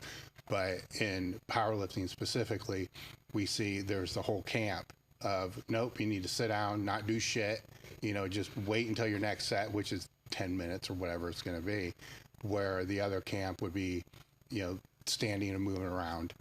I fall in that camp just because I didn't put together that the injury risk would increase, because of that. But if they are going to sit, they should keep the weight on their feet, which they most certainly don't, with that. Would you tend to agree with that? Yep. Total, because especially powerlifting, because it's like 8 seconds, it's more an anaerobic, alactic power system. Then you need to keep moving, because to be able to glide with the fascia and everything, if you sit down, the more the power output, the more movement you need before that in a calm state. Oh, it's interesting because I wonder when that changed, because when I played high school sports, I couldn't sit in wrestling practice. I couldn't sit in football practice, ever in football practice, ever. Wrestling's a little different because you can't see the coach if everybody's standing. But in any other sport, it was a cardinal sin. If you sat down, you're running fucking laps. Whereas now it seems to be common practice. If you're conditioned enough, the biggest problem when you sit down, your body feels like it's over. The brain. That's one thing. I'm sitting down, it's over. That's the thing. Because he doesn't want you to lift 1,000 pounds. He doesn't give a fuck if you're benching. He doesn't like that. We're not made for that. We invent these things because we're not farmers anymore. But see, it's all stuff that the body is made for, but doesn't mean he likes it. But the natural will always come over. And if you keep moving, feeling like, even if you feel a bit of pain and you have that cocky attitude and you control your breathing, you might be surprised. The brain will feel like, Dave is in good shape today. He's good. That's fucking, that just sparked some shit in my head with some people that train out here, that may not train their accessories the way that they typically do. What do they typically do? They'll do their main thing, then they'll sit down here for 10, 15 minutes. For 10 or 15 minutes, and then we wonder why, there's no real effort in the accessories. But to his point, which just like rang real loud in my head, their brain's probably telling them you're done. Oh, yeah, you are. So as far as your brain's concerned, you're talking about, the only time your feet are really deloaded or unloaded is when you lay down to sleep at night. So as far as your brain's concerned, in that context, is sitting down for 10 or 15 minutes kind of akin to the body like going to sleep almost at the end of the day, like the day's work is done because the feet are unloaded for a meaningful amount of time? That's why in traditional, like Native American, if you're going to sit down, you sit on the floor like legs crossed, or like kind of, it's hard for the yogi pose, and you do stuff. Doesn't mean never to sit, but to sit to watch TV or stuff like this, it's like, it's not very, I mean, that's why you look at America now, look at Europe, look at TV. There's a correlation between TV was invented and obesity. We don't talk to each other. TV is in front of and we're laughing through what these actors and actresses or a football game gives you. Before, we used to be gathered around a fire and sitting on the ground, or we sat but on the floor, and it's cold and it's hot or whatever, and we had fun. And then laughter, no one laughs anymore. But that again, to go back to that sitting, it's over. Game is over. As soon as you sit down, it's over. True. It's like that's why after a meal you should move all the time. I train after I eat. Like, that's why the flywheel for me, it's a very good, because it's very quick. Takes me like 10 minutes, but my I like science. We have like these Dexcom, I like to, with the blood sugar and everything, and we have tremendous amount of research on that. And if you want to modify your blood sugar, let's say you have a pizza, go and do like pretty quick movement, not too heavy because you don't want to get hurt because you're not warmed up, but good, like a couple of chin-ups or a couple of movement with the bands, more the 8x3 system, that's like very quick. You don't have to load that much. 2 sets, like either upper and lower. You'll see. Check your blood sugar. Fuck is that? It's like at 2 hours after, it's going to be around 5.56. With sex work? Yeah, if she wants. If not, well, that's what I'm saying. It's any excuse I can find. No, for the betterment of health. Actually, in many countries are like that. In a standing position is better, but depending on the size of the partner. Don't want me to get diabetes now, do you, honey? Well, yeah, exactly. Or prostate cancer. Yes. You don't want to get sued. But this is where the breathing. See, I brought because I didn't bring it. It's right there. It's like with a balloon. But see, the thing is that when you're gonna, that's why when you train people, like especially power lifters, you could do a lot of your accessories with these type of balloon or breath hold. This is where the fun start, and you will see the difference into the movements. As an example, let's say you want to work on more rotator cuff, but if every rep they exhale the movement, there's no Valsalva maneuver. They're weaker. That's what you want. You want the muscle to do the whole work under the most perturbation there is by exhaling fully. Let's say I go like this, I do an external rotation, but I breathe out. Then I use less weight, but if I have a surface EMG, my activation is higher. Then if I do the same, I empty my lungs for 10, 15 seconds. Let's say I had 15 pounds, go back to, or if you have a system to measure speed or VBT, you will see that when the guy, okay, now don't think about your breathing, it's going to go way faster. Mm-hmm. I've seen that. Or even on a force plate, the RFD, the jump higher. Why? Because while you exhale completely, your brain says, "Are you fucking out of your mind? I'm in survival." But you're proud, you don't want to choke. And also only open your mouth, you're good, you're not stupid. We used to wrestle underwater, but that's another story.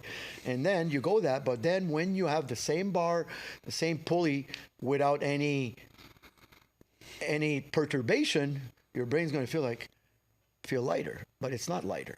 It's the same weight. Technically, you should be fatigued, but it's not what happened. You're doing more reps and at a higher speed with the same weight you did before. Sure. Then you're gaining a lot more, and also nitric oxide increase. That is a very powerful vasodilator, and also bronchodilator. Then your lungs expand because of this the nitric oxide. Your vessels, they become more supple, and you get a better nerve conduction because fascia, the envelope of a nerve is fascia. It's called epinerve, and on the vein it's epivein. That's what coats the arteries in the vein. It's fascia. And then the more you're supple, the more you're going to have a more blood flow. Mm-hmm. And then if you do blood flow restriction with that, then you got the combo. We mix both PFR a lot with AFR with very good success, especially with older athletes that they had injuries and they want to still compete. And we have the more your accessory, I call that, the real term for us, it's analytical segmental reinforcement. It's not isolation. There is a technique as for hamstring. You'll see when Chris Thibodeau's coming out with I'm part of his longevity program because he's getting an old fart in my group now. He wanted to do that with me. I did a 45-minute bit on training his hamstring, and he has an injury on his shoulder, but with the flywheel stuff. And it's very interesting, all the permutation, because he wants to go back to sprint. He has that thing in his mind. And in the next couple of months, that's what we're going to do using the flywheel. And like as an example with hamstring, you need to rotate. You can't do linear because linear movement like on a leg curl or just a glute ham is basically stimulating the semitendinosus. It's right in the middle. But you got the bicep that most injury happen in between the two heads, very close to the ischial tuberosity, or very close to the knee. Sometime also in the membrane. Most people, they have very weak semimembranosus. It's connected to adductor magnus, and that's why they have inner thighs a lot of weak, and their hamstring is weak. Then the load goes to the lateral when they cut and they move. But to do only straight line, you're only stimulating. If you're doing stiff leg deadlift, or if you only do this linear, you're basically just movement, like doing Scott curls. You don't do a Scott curl to a baseball player. You're gonna, because the long head of the bicep is the principal decelerator, and the movement of the bicep, it's from supination, pronation, but to activate it, you have to go like this, and it's the fifth rotator cuff. On a bench press, the long head of the bicep is very, very important. And that's where science into analytical segmental reinforcement is going to be really helps with my power athletes to really, they don't think now I'm doing isolation movement. They're doing like an intelligent kind of isolation movement with different protocols that we're going to use when you combine with the breathing, combine with the BFR, the AFR, and the real science of movement of different type of pattern. And that's where you're building, instead of building 500 muscle, you're building 630 something that we have. You know it, then when you have, I've done it with some powerlifter local guys in Montreal. You know how powerlifters are. Oh, Paul, no, you had a shoulder pain, 6 week, no bench. What do you mean? Says, listen, I guarantee you, you're going to do your PB. No. Then we do like a lot of serratus, a lot of stuff. They come back in with a proper warm-up, not the day after, but we give a building up by a week, and then did my PB. Why? You have more muscle now, 4 weeks than 4 weeks ago. Your backup singers, whatever you're using to push that bar, you got a lot more to work. You're more efficient. Sure. That's it. That was as simple as that. See, that's where, but now they understand. Now they always do, you know it. You have to preach to the choir, because you could have the best theory in the world, the best talk, but if the person that listening or wants to apply it doesn't make sense for them, you need to find a way that it makes sense at the beginning, a little candy, then he's going to be in. Then he's going to, you know it, the process of physical prep is a long run. But you know, sometimes it's speed dating. I got 5 minutes with you to make something. If not, like you, like I'm not going there. It's speed dating. Sure. And this is where, when I did with you a bit of eye exercise back then, made sense, because already you felt good. I didn't tell you anything. And hey, Paul, I'm not fixed, but way better than before. Okay, I got your attention, and then we're good. We have a good start.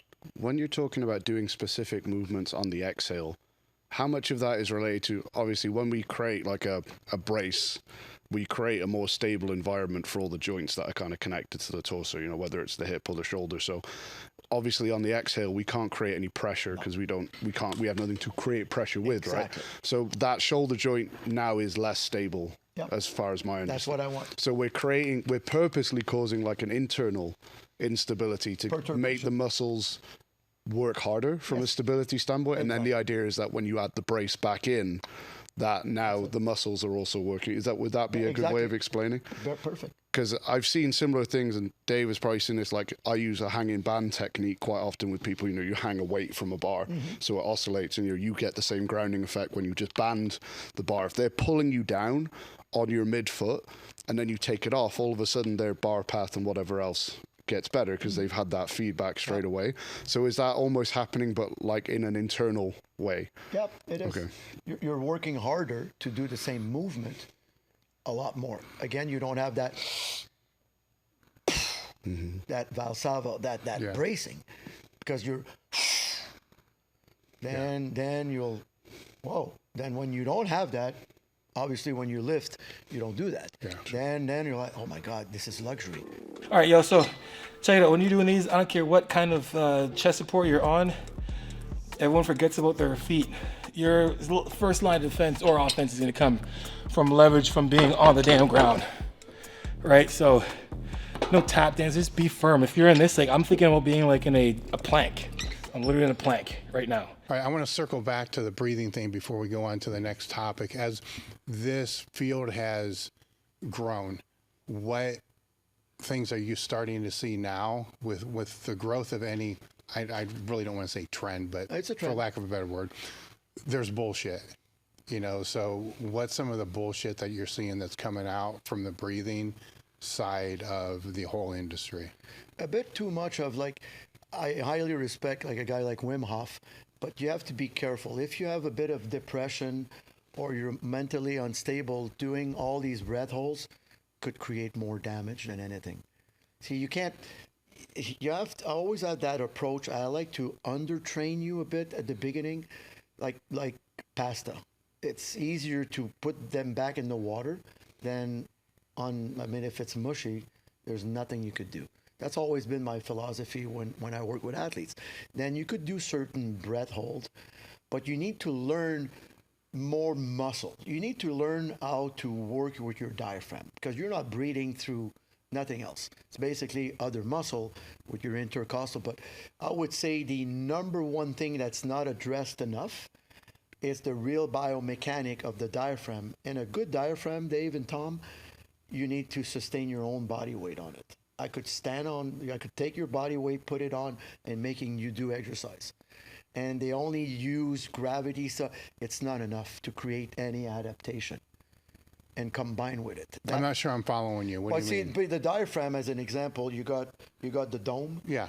And then you got the pillars that's attached to the lower back. But there's if I'm talking about the thoracic one, but there's the medial part. There's a system, we call that the ZOA, zone of apposition. Your diaphragm should be stacked like a good domino. That's why the balloon helps you. When you want to really feel your core like you should brace when you lift, grab a balloon or just block your nose a bit. That's a very good for your listeners. You just block a bit your nose and you go very hard through and then you will feel, don't think about the stomach, feel like an expansion from the waist right to the shoulders. This is where it's not taught enough. Everybody's doing belly breathing. It's not. See, we have bronchioles right here. You got the Arnold branch. You got a lot of different, the bronchioles goes right up to the neck. You need to fill up the 3 diaphragm when you work with athletes or even for regular people. And this is where too much advanced like stuff like this without knowing to have your back pipe well mobile and strong before that. That's why the AFR through with nose clips, with even the balloon, will teach you a lot more about the proper, like you're saying with the feet, you teach them how to really use the ground before anything. If you jump right away to these high level techniques without bracing, you're going to get hurt. Not if. And you will not be as efficient. Oh, yeah, well, the way I've always explained that is like a transfer of power. If we put a marshmallow in your torso and you were to try to jump, It's just going to, and if you replace that with a rock, it will transfer through. But a good, I would say more like a coil spring. Okay. You know, like these coil spring on trucks, it's solid, but it gives. I like that better. That's why I call that the coiling effect. This is where the flywheel comes into play. It creates that coil. You have no choice. Yes. When I was at Swiss, there was a couple of guys, I'm not sure if they train here, but it was funny. There was an older guy, pretty jacked up. He was amazing on the flywheel. 2 other kids were kind of buff. They were powerlifters. They had your shirt on and one got thrown in the machine. But I'm telling you, we had about 50 pounds on it. He could not, the timing was completely off. And I asked the older guy, he says, yeah, he's okay, but he's the kind like, relax, kid, you're okay. I'm just Dave Tate, I'm all right. Yeah.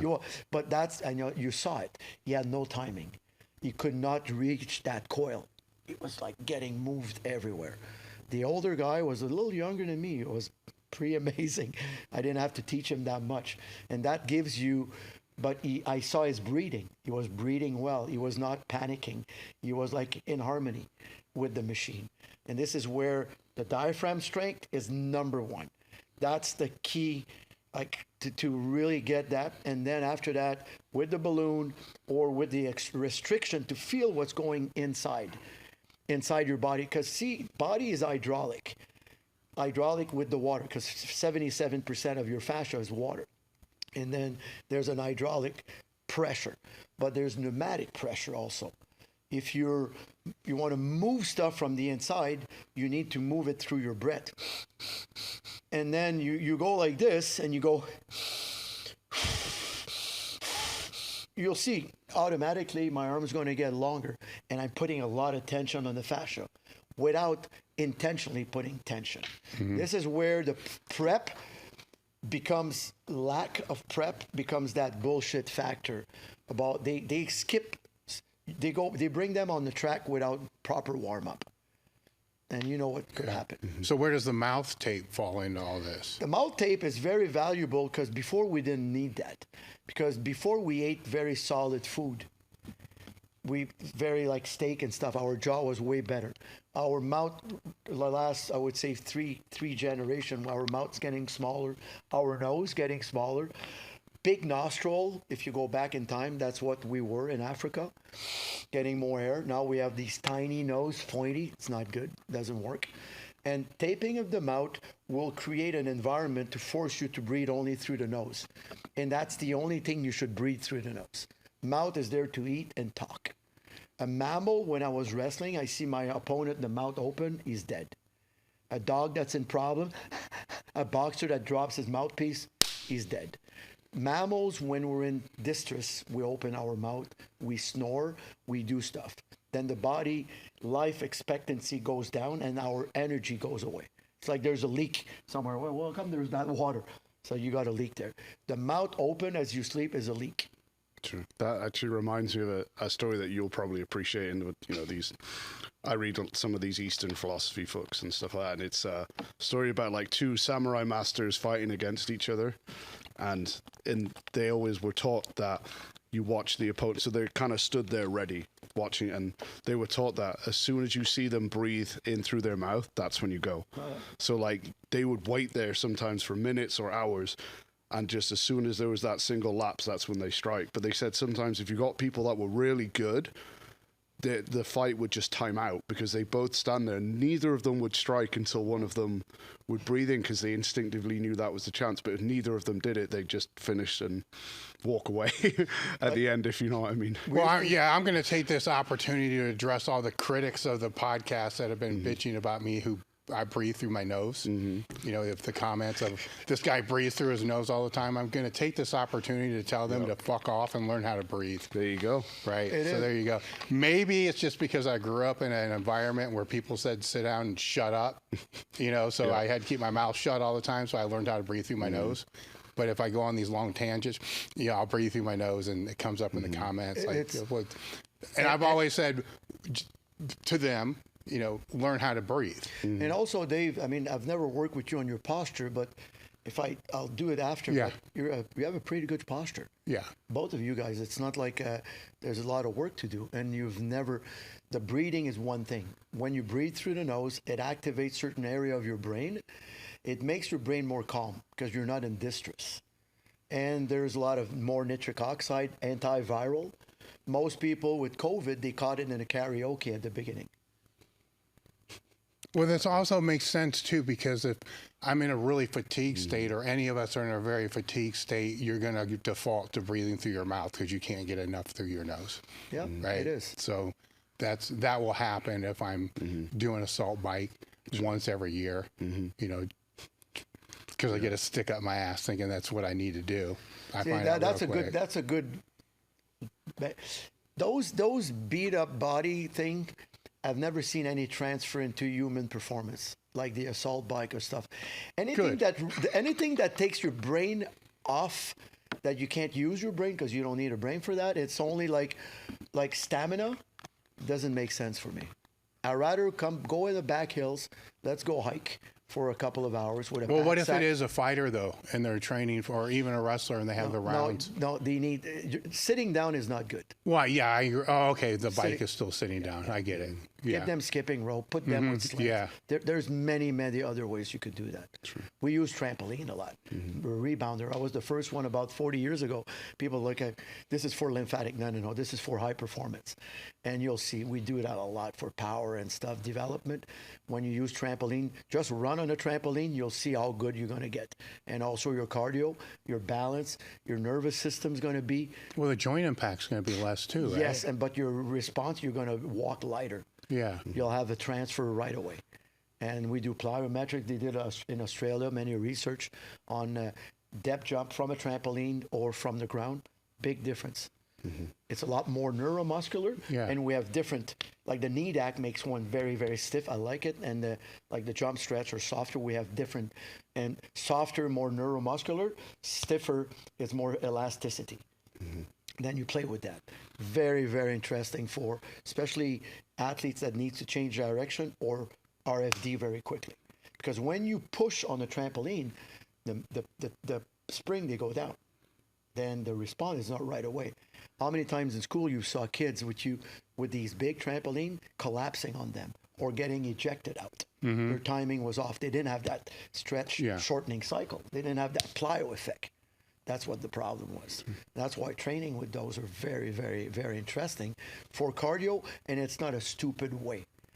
Inertial waves are amazing for that, way better than the ropes because they move a lot. The flywheel stuff for your cardio, I guarantee you, I make you run back and forth with that, mixed with the prowler and stuff. Says, Paulie, thank you. I feel, see, the thing, Dave, is that you have to always respect your body morphotype too. See, in Eastern Bloc many years ago, when you were at just teenager, they measured forearms. Charlie was there with Schmidt-Bleicher explained, and the calves, and it's true. Okay, you're going to be a wrestler, you're going to be a long jumper, and they didn't want to waste time. They wanted to prove to people we're the best in the world. And they didn't. But if you take a guy like you or myself and make them into marathon runners, we're going to only get injured and we'll never be good. Me for wrestling, it's very good. I had a very high stamina, at a very high intensity. That's my kind of, you're probably pretty strong. And from a young age too, and being inclined to lift stuff. Mom, you're like, Dave, come on, stop lift. And that's where your nature, but I don't think you went for a jog or just for fun. No. Like, you hate it. I started to do cross-country skiing because in wrestling, we were obliged to do 5K a week. And that's the only time I had joint pain. And my mom, she used to do cross-country skiing to the point I started to compete in cross-country skiing. And still that day, I live on the water in St. Lawrence River in Montreal, and we have our track right in front of my house. 4 times a week, but I'm not doing like what we say randonnée. I'm not going there for fun. I'm not having that much fun. I have these weight pants that's from Finland, and I wear like a little lead vest, and I have even these weight gloves that I got, and I go on and I have fun. But fun is a big word, but it's I have a hard time to do very passive, like the zone 2. When I walk the dog or a bit, but that's about I feel like it's a waste of time for me. Sure. You mentioned at the Swiss, the guy getting on the flywheel who was kind of a bit all over the place compared to the older guy. How much of that comes down to bracing, creating an environment where you can be reactive? So if you imagine like your core or your torso is like this big lump of jello, if a force hits it, it's just going to morph and change. Whereas if we have some degree of stiffness there, there's going to be like a bend and a rebound, if for want of a better way of putting it. Is that a lot of what we're getting out of that type of training, where because of the reactive nature of the force that you have to deal with, if it makes you brace better so that you can be reactive to it? It's one part, but in that particular case, and I've seen it a lot with my younger hockey players, when they're very nervous and when they're out of focus, a bit ADHD, they have a hard time with that. They have a very hard time they could do all the core in the world.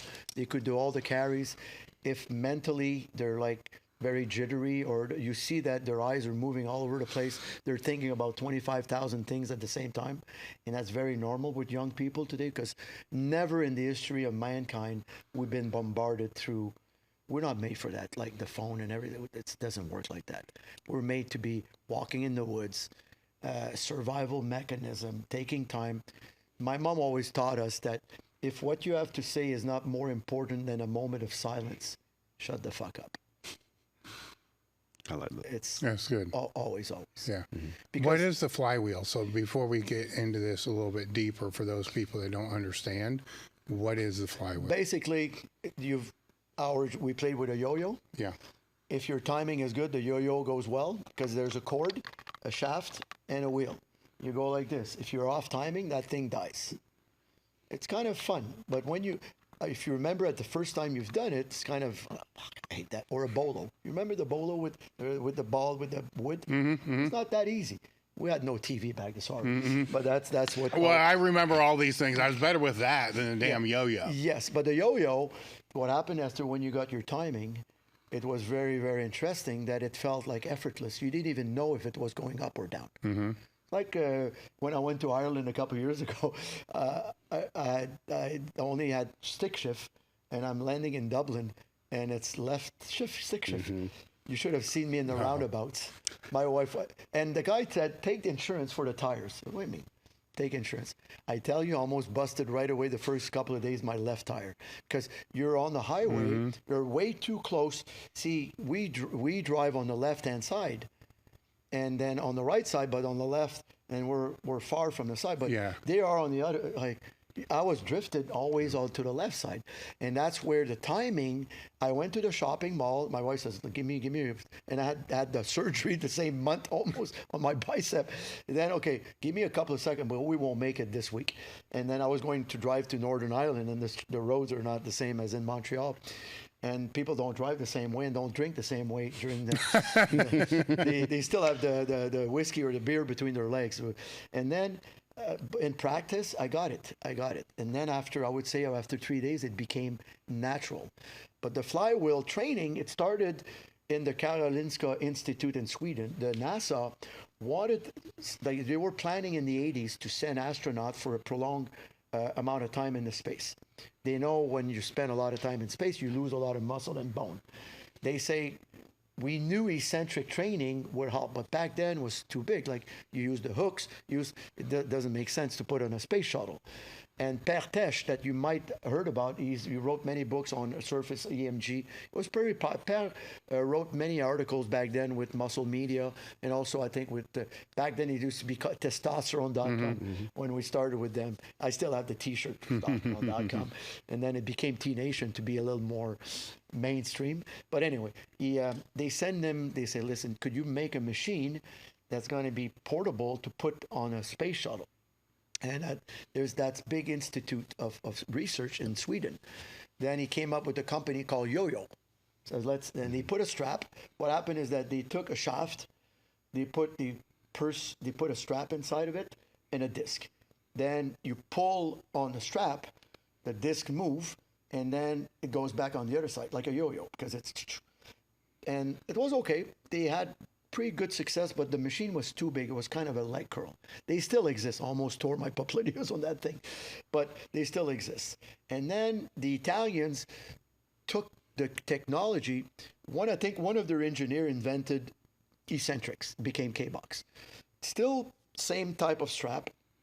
And in the U.S., you had Versa pulley, same as the Versa climber. They made a cone shape. And they even sent me one. It was okay. But the turnover from concentric to eccentric is too slow. It's good for bodybuilders, good for rehab, it's not bad. But for sports performance, and also that what you need, that increasing like RFD and that explosion you need, doesn't do it. And the Italians, as I know them, Alberto Bertagnolo is an engineer from Torino. Torino Institute is like the IMT of Europe. Pininfarina is there. Everybody like from Ferrari, Maserati, the builders, they're all usually from that Torino Institute. It's kind of one of the top in the world with MIT. And he said he wasn't skiing. He was a head of a big engineering company, and his partner, Davide Susta, is a physiologist that was a teacher actually in Dublin. Very smart guy. They say, well, remove the strap and we'll put some cords. Whoa, that was the game changer. Because then they change also the angle of the entering of the then when you turn it, it was way quicker, like a Ferrari. Then I remember in 2011, I get a phone call. I used to be in charge of the short track speed skating team.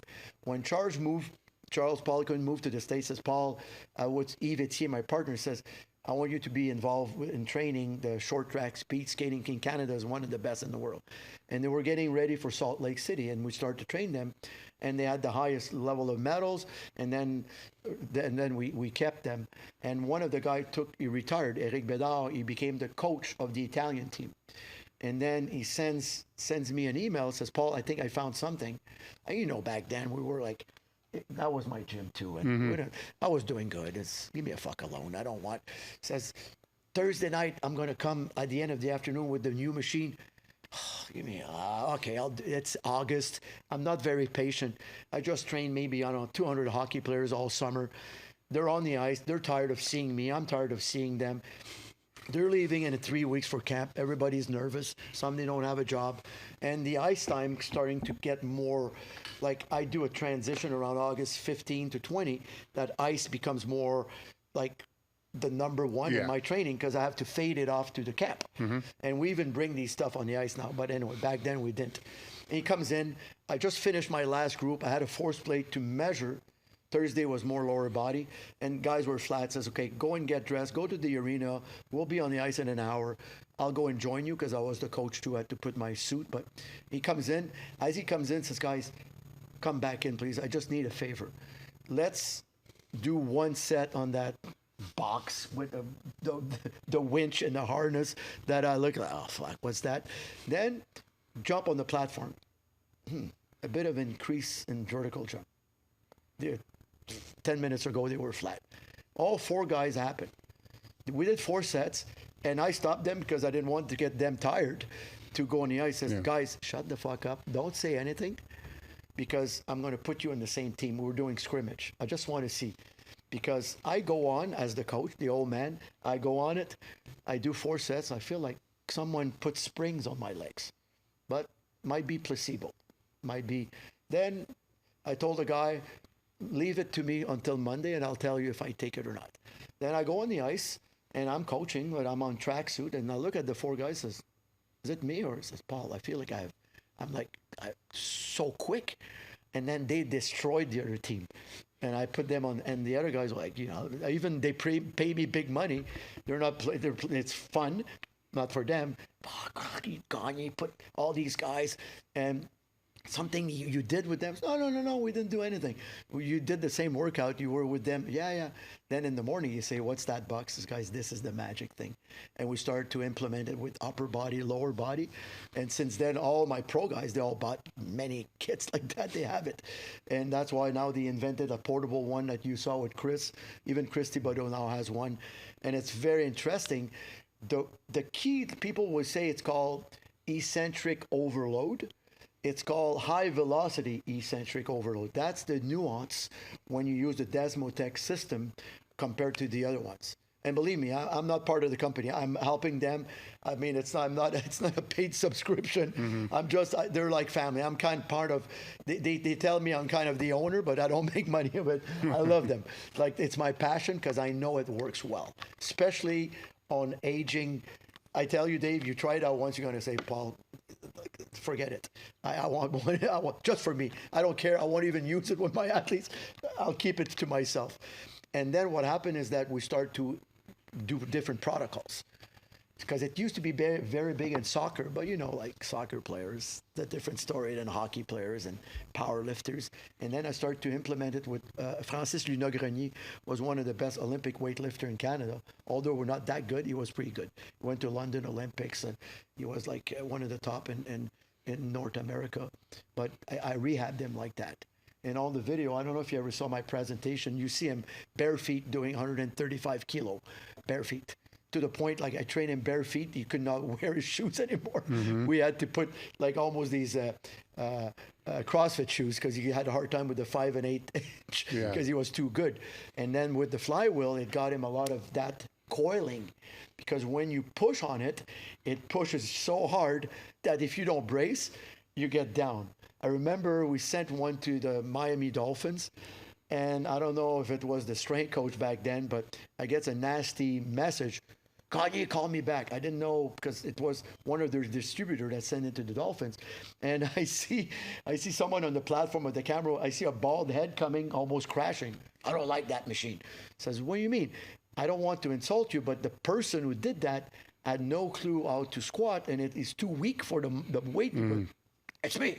Like, strength coach Ari must have been an ex-football player. Says, what's your name? John. John, I'm sorry, but that's not, this is how we squat. But what do you mean how you squat? There's 25 variation of you. Like this is like this is almost like a bent over row, good morning hybrid squat. What do you think? I don't like that, whatever.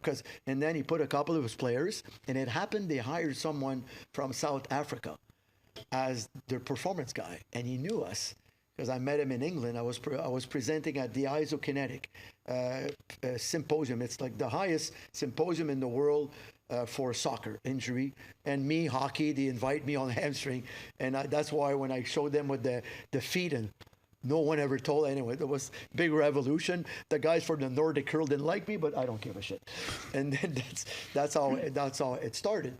And then when we put these cords, when they make the transition between, it became high velocity. You really need to time yourself with the eccentric, but the impulse at the top, that's the key, because injury happens very quickly. You never see someone sprain an ankle in a deep squat. And in football, you change direction very quick. In soccer, hockey, even you guys, the transition is very important. See, Louis was very smart to feel like eccentrically when you control on a bench rest, you go faster. That's why tempo and stuff were invented based on his research. Why is that? Because although you're creating a little more tension, but by controlling the movement, your transition is going to be because you're keeping that tension. You're not like this. When you do that, you take a break. Your brain shuts down completely. And you'll have to bounce it off, and you're not allowed, you guys. Then while you control the bar, then that's where the bands came in. How could you switch that to get it up?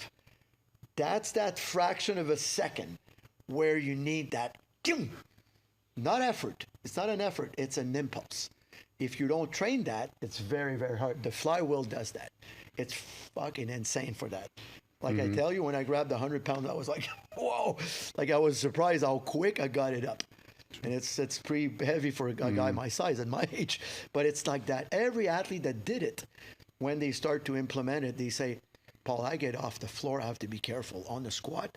And we use E-node to measure velocity. And the RSI and the RFD increase a lot. RFD, we have it on our force plate. And we have these, Desmotec makes called the E-board. That's very interesting. It's a platform that's only like $4,500 US. It's like a real force plate, but with an attachment that you could do isometric. But you got the software in front of you. You know how guys are with the software. They want to fucking beat the shit out of it. And the other day, my athlete, she's only 130 pounds, my skier, she went up to 325 kilo of pressure. That's a lot of fucking weight. I mean, it's almost 800 pounds. She's a skier. Now, I'm not talking standing up. She was like at 45 degrees. And we do impulse also. We push against that pop, pop, pop, pop, pop. And she had an average of 260 each rep. And on the software, the impulse were kind of equal, and both feet were at 50-50. That's very, very, for me, has a big impact on the power on the snow that she's going to have. She's going to be able to apply. Most sports, you need to be able to apply force like you guys. The more you apply force quickly, in harmony, in sync with everything else, the easier the movement. Like weightlifting doesn't make sense that someone's going to lift 500 pounds over their head, regardless of your size. So how are you going to physically train that then? But basically doing squats on this, doing deadlifts on this, doing like all the auxiliary on this, it's insane. Now we're coming into, see, you understand about force velocity curve. Yeah. See, a lot of it, people, they think powerlifting is on very, very high end. It's not that much. You need velocity too. to get there. That's why the 8x3 and what Louis has invented was very smart, because in the old days was, you know, and a bit of bodybuilding, more on this side, but like slow movement, high time under tension, but there's no transfer there. You got bigger muscle, but how do you know they're going to work at that? But by going this way, that was super smart, because now this is nervous system similar to that. You go fast or heavy, similarity in how you recruit the fibers. You have no choice. Then by the problem is like in normal periodization in football, they go there and they go there unloaded like sprint. But football is there. Hockey is there, depending on your position. A lineman will be here, but a defensive back or even like you're going to be more in the middle, even toward velocity. But if you don't train that spectrum, imagine you're a power lifter, but you never do deadlift. Say, Paul, you're nuts? No, trust me. No, I don't trust you. I need to train my lift. I have no choice. But that's where in the old periodization, when you spend too much time there and you switch right away and a bit there, but at a slow speed, like with curls or leg curls or stuff like that, what you did that, you lost your time. With the flywheel, what happened is that because of the impact, you're building, let's say I want to do a rotator cuff with that. Then you're going to get both spectrum. Now you're going to be in that spectrum of what you perform. Football, hockey, powerlifting, and whatever you want. Because you're going to have that impulse. And also the tension in a flywheel too, we call about time under tension. When you take a curl, here there's nothing. There's a bit, there's max, and there's less, and there's less. When you do it with the flywheel behind you, it's 100% all the time. That's why you have to be careful of the volume. But the more you give, the more it brings you back. Then you have to brace, you have to coil, you have to be ready. Mentally, you can't take your iPhone, you can't look at the, she's kind of cute, you're going to get thrown. That's what happened to that kid. Yeah, so how are you going to cycle that volume then? Because you can't always keep it the same because you're going to adapt to what that is. See, normally when I start, let's say I start you today on the flywheel, I will use very heavy weight because of your background. And I want to have a success on your timing. It's easier with very heavy weight. It becomes more like the strap time. But eventually, I want you to go very, very fast with very light weight.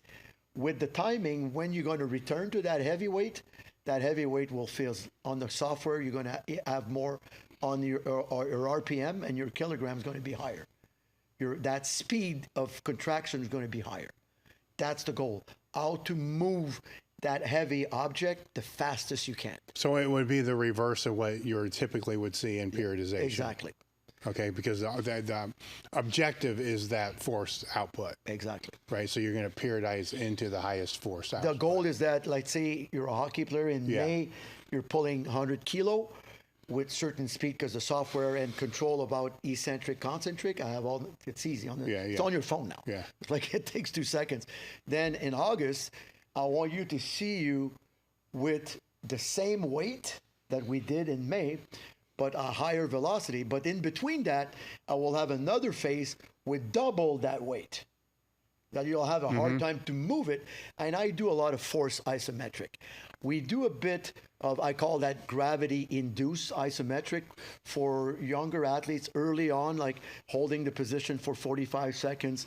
I mean, there's a lot of some research. I like to add a bit more of the twist, like eye exercise to it, or a band that pulls you. I don't have that much time to do that. I feel my athletes, they benefit more if there's something that's bugging them when they're doing that hold. But the rest of it, I like these forced isometric through the force plate or through a power rack and stuff for power output. Sure. All the time, mixing with the flywheels and mixing with jumping hurdles or pulling sleds. We'll do that a lot. We'll have a kind of a combo. In a contrast? In or a what? contrast. Yeah, okay. Contrast.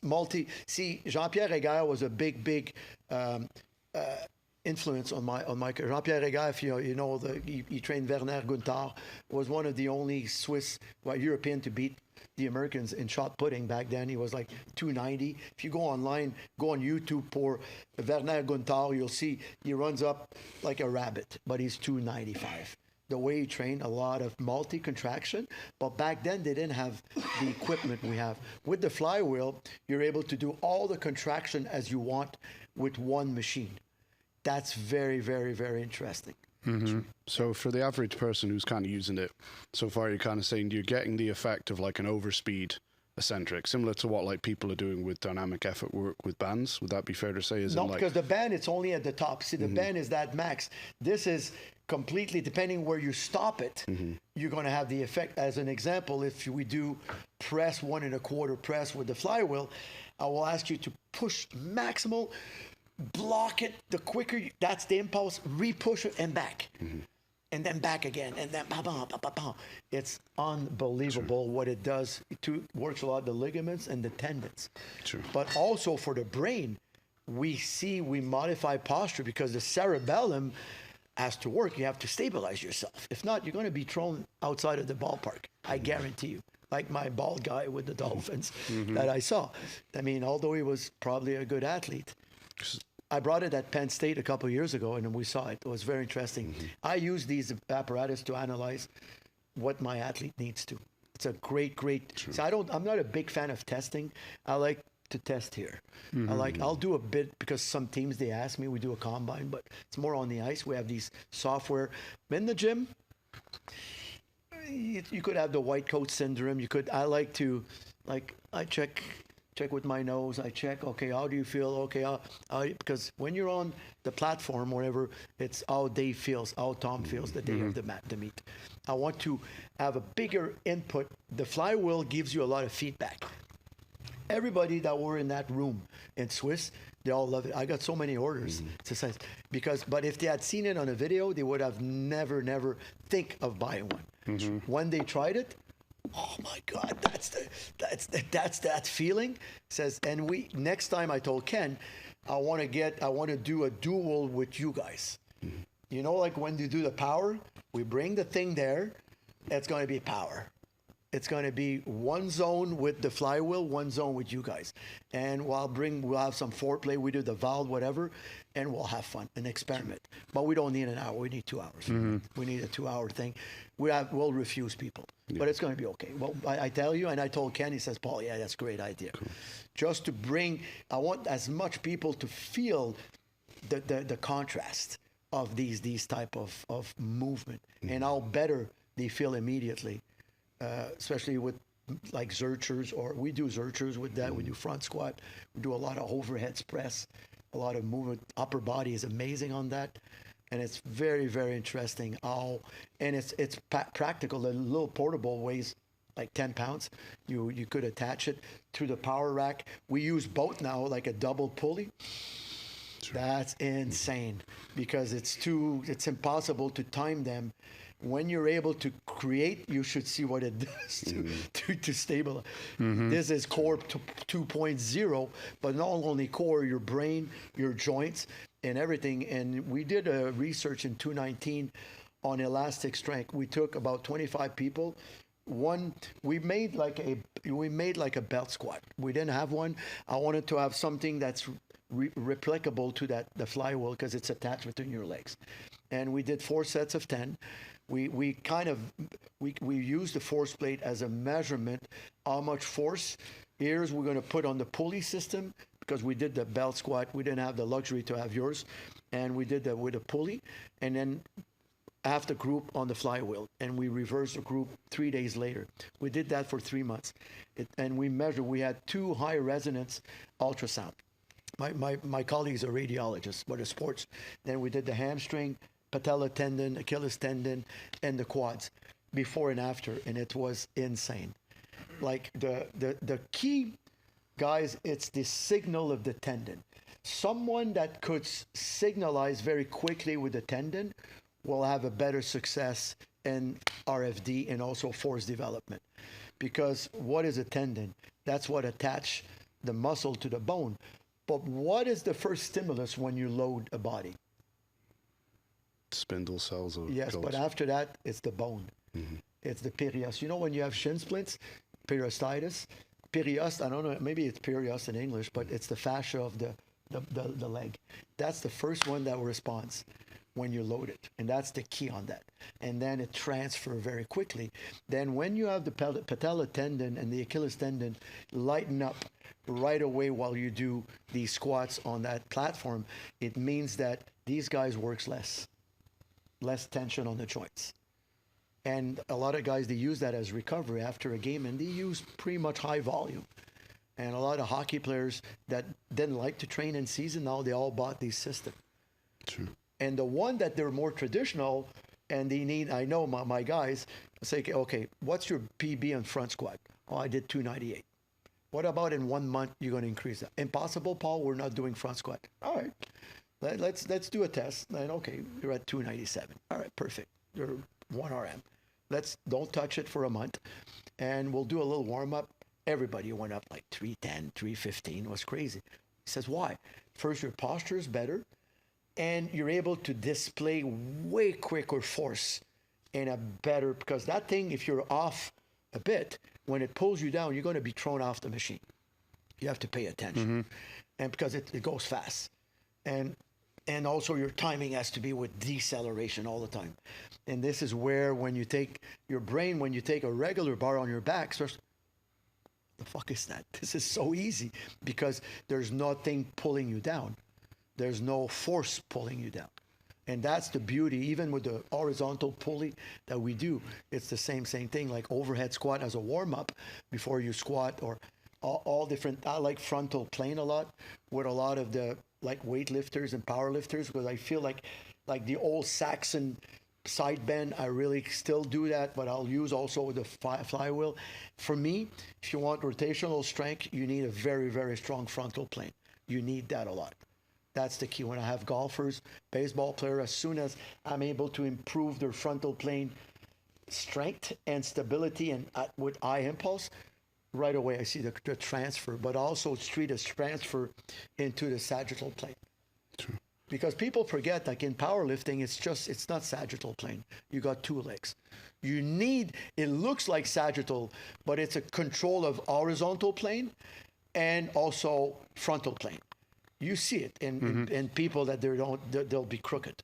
They won't push at the same. Then if you don't train that, you don't have, imagine someone in powerlifting that becomes very, very strong, especially in the frontal plane with very high speed load and high load, but high speed. When he gets under the bar, when he goes under or at the bottom, even on the bench press, he will have a better control because in their mind, it's going to become a lot easier. True. There are 3 key factors that are holding your strength back, and in my opinion, the third is the most important. We have covered all these factors on the Table Talk podcast. The guests that I bring out, we're not looking for science-based, and we're not looking for bro science. What I'm looking for are the guests that can help you become stronger. When you look at each one of those camps, they all attribute the success to the people outside of their camps as being outliers. Well, in my opinion, over my 4 decades in the sport, I'm pretty well convinced we're all outliers because everything works for everybody for some period of time. When the focus is on one of these 3 things. First is the physical attribute. That's going to be the genetics, the biology, the recovery, the nutrition, the programming. This is generally where everybody wants to go first. Thus why you see such an overemphasis on program hopping, PEDs, nutrition, certain critical, minute gray areas of all these factors. That's why it's clickbaitable, because this is where everybody wants to go first, but I don't think it's the most important. The second, the mental attributes. This is the psychology that's associated with training, the mindset, the motivation, the focus. not just to the point of how you prepare yourself before a big lift, but how you're preparing your day, how you're preparing your life. Again, if you've been following the Table Talk podcast, you're going to see that these are all reoccurring topics that keep coming up and up. But the most important one is next. To me, the most important aspect is the technical aspect. The technical aspect is how you take all these attributes and you put them together, and it's also the technical aspects of how you perform each and every one of those lifts. The reason why I say this is the most important is because it's the last place anybody wants to look if their strength isn't progressing. For instance, how many times have you heard people ask, what exercise do I need to do to make my bench bigger? What exercise do I need to do to make my quads bigger? What kind of diet should I do to be able to bulk up or to get leaner? How often do you hear somebody say, what's the best way to put all these variables together? What's the best way to perform an exercise for the outcomes that I'm looking for? This is why we've set up the crew. With the crew, we have 3 tiers. The first tier is just if you want to help support the podcast. We appreciate the support. If it wasn't for your support, we wouldn't have a Table Talk podcast. So tier 1 will give you badges, which I guess are like a popular thing. I don't know, but we appreciate the support and we could use the support. The second tier gives you ad-free podcast, an extra AMA podcast, plus all the fun badges. The third tier is our full Discord crew membership. This is where you'll have access to the community of like-minded individuals that are focusing on pushing their strength to the next level. You'll also have access to webinars, extra content, AMAs, ebooks, programs. There's so much in there, it's hard for me to list everything. And if I did, this video would go too long. Whether you want to just support the podcast or have extra content or have a deeper connection and take your training to the next level, we have a tier for you. Click the join button. So for the average person who's maybe looking at using this, you've got the enhanced eccentric loading, which, as you've said, kind of Quick, is superior. especially at that top. Yes, like is superior to what you would achieve with a regular band. So you've got time under tension. Huge. They're constant, like you would achieve with a cable machine, but kind of enhanced from there. We've got what you'd call maybe enhanced proprioception, stability. Exactly. What about like a lack of compression? You know, like for those of us who maybe who was playing sports or a beat up a bit, can we get a similar workout on this kind of flywheel without the spinal loading? Yes. In terms of the leg strength or whatever it might be, you know, because that comes into a factor, especially if you're playing contact sports and stuff like that. If they're constantly putting bars on their back and loading their spine, that's going to have its recovery cost as well, right? Especially with very tall athletes. Like you get guys like basketball, like 6'9", 7 feet. When they got 3 plates on their back, it's pretty much like, looks like a frightened deer. With this, I've seen guys up to 600-700 pounds on that machine, and they saw the difference. And what's their recovery like after that? You don't feel pain with that thing, and it's very interesting because it's more fascia. Don't get me wrong. If you do it like a lot of sets and you go, we have multiple, as many protocols you have here, we have it with that. But because we have a background here before, we're able, in Europe, they don't have that a lot. Like in Italy, because they're more with soccer. No one knows Louis Simon in soccer. Same thing in basketball in Europe, I'm talking. Us, we have that advantage. With the Charles, they didn't have a Charles Poliquin. They didn't have these guys. That's where our advantage is. We're able to combine that with traditional training to soup it up. The goal, especially when you work with elderly athletes, older athletes, is less is better. That's the key. Not too much volume and not too much time in the gym. But when you're in, the good news is that if you've been doing that kind of activity or sport for a long time, you're more efficient. You don't need as much as a warm-up as before. Well, that's also going to give them more longevity. Big time. And they won't need like a wheelchair to play with their kids after their whatever their career. And that's the biggest thing. Movement is the key. You can't, even if you squat or deadlift 1,000 pounds, you can't walk. It's not that valuable for you in real life. You're going to spend a lot more time in real life than here. And when you won't be able to lift anymore, you have grandkids or you have kids that you want to play with, and you'll be grandpa. Look at grandpa when he was younger, but look at grandpa now. Grandpa can't even, he's in a wheelchair. And this is where, for me, that I used to be like 35 pounds bigger than that. I used to be I mean, my max was 410 on the bench, but at 160 pounds, it's not that bad for a wrestler or stuff like that. But then for me, it fit. I had to be big transition. I used to do dips like with 4 plates between my legs. I even separated my shoulder with my clavicle with that stupidity. But I used to be Mr. Dip and chin-ups with very heavy weights. But that fit, that kept, I tell you guys, I mean, I'll be 64. On the ice, I think I skate even maybe better than when I was 20. I still run very fast. It's very interesting what it did to my body. How I'm able to do chins with, before when you were to the bathroom, I had a band around my waist. I love these handles that you have for chin-ups, doing all these transitional, and it was pulling me and pushing me down. And I'm able to do tremendous amount of work with these, even at an age that I'm considered like a grandpa. That kept me more healthy and more longevity. My joints, they don't hurt like they were. And again, but I used a lot of load. Like you would do a workout with me. It was like, what the fuck? I bring the machine in and I call a pro disc. I put 2 pro discs. You'll see. In the morning, you won't like me that much, but do that for a couple of days, and okay, they go back to your regular. I guarantee you'll come off the bottom like, whoa, what the hell happened there? So with your athletes, are you replacing a lot of like the traditional loaded plyometric work with this stuff? Yes. You know, like trap bar jumps and stuff like that? Trap bar jump, I love. I still keep it. I'm not a big fan of just regular trap bar. We did kind of, because we have radiology, and Dr. Guivoyer was really good in anatomy. There was a lot of compression force on the acetabulum of the femur in the joint. Why?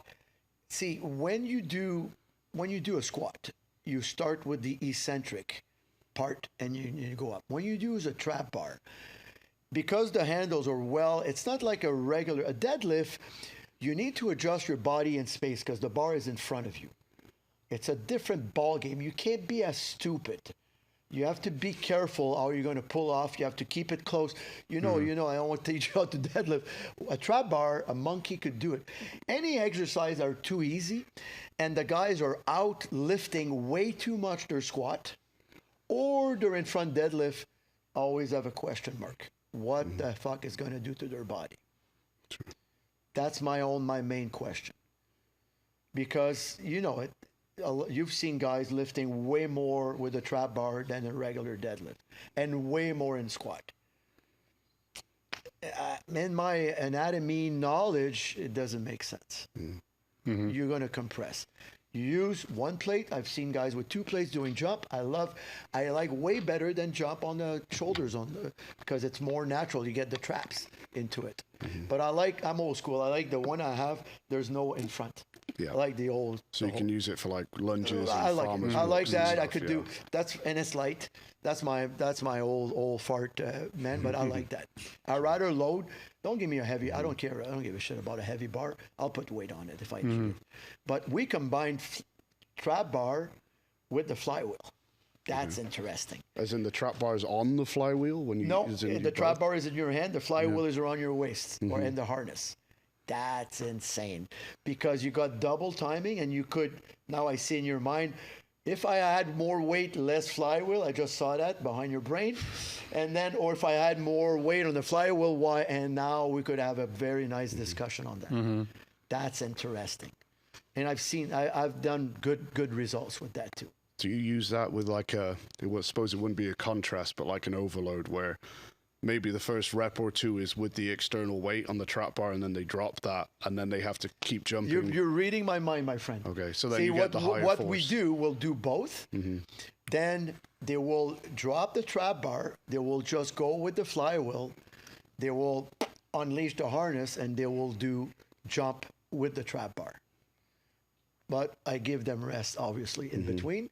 And we do density training closer to the season. And then a lot of time, if I'm an asshole, I make them jump over hurdles. Sure. So it's like a complex where the load is coming down. But it's fun, complex, and they see, because we have software, and they have to be in the game, and they feel it. I cover pretty much, that's what we've done a lot. Even attaching bands to the flywheel, but to the base on the shoulders while they were doing that. Very interesting. Or what I like a lot, the bands under your feet. This is what, when I was telling Tom, Scott Prohaska had brought me one of your first band 25 years ago. It was like the purple one, but it was bubble gum. There was no color on it. That was one. He told me he grabbed it. I think he stole it from Louis, but it was the first one. They were like bubble gum color, and we started to play around with that a lot.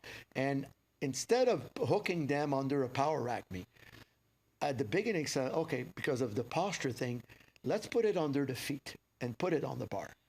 I had very good results with that because it cuts down that handsiness on the foot. Because of I like the green ones because they're a little longer, a little flatter, and it was perfect for. Although we use the blue one for squatting, I use it for squatting with under the foot. Very interesting. I just twist them, put them under the feet, go in, and then very good results with that, Dave. Very interesting, and bare feet or with very minimal. We had the Vibram shoes. And I saw the action of the foot. What I saw, the transfer, obviously when they compete, they don't have that. There was more a steady movement. So there, you just, by putting the bands under the feet, you're building better awareness, stiffness, rooting. And calming down the foot, like Dave would say, calming down the foot. Sure. So when you're programming this flywheel work, regardless of whether it's for power, for hypertrophy, whatever, how are you programming it in terms of like units of volume? Like, is it a traditional sets times reps protocol, or what are we looking at there? We have to keep the sets very, very short, depending on the athlete, because the time under tension is constant. That's 5 seconds of a regular squat equals about 10, 12 seconds.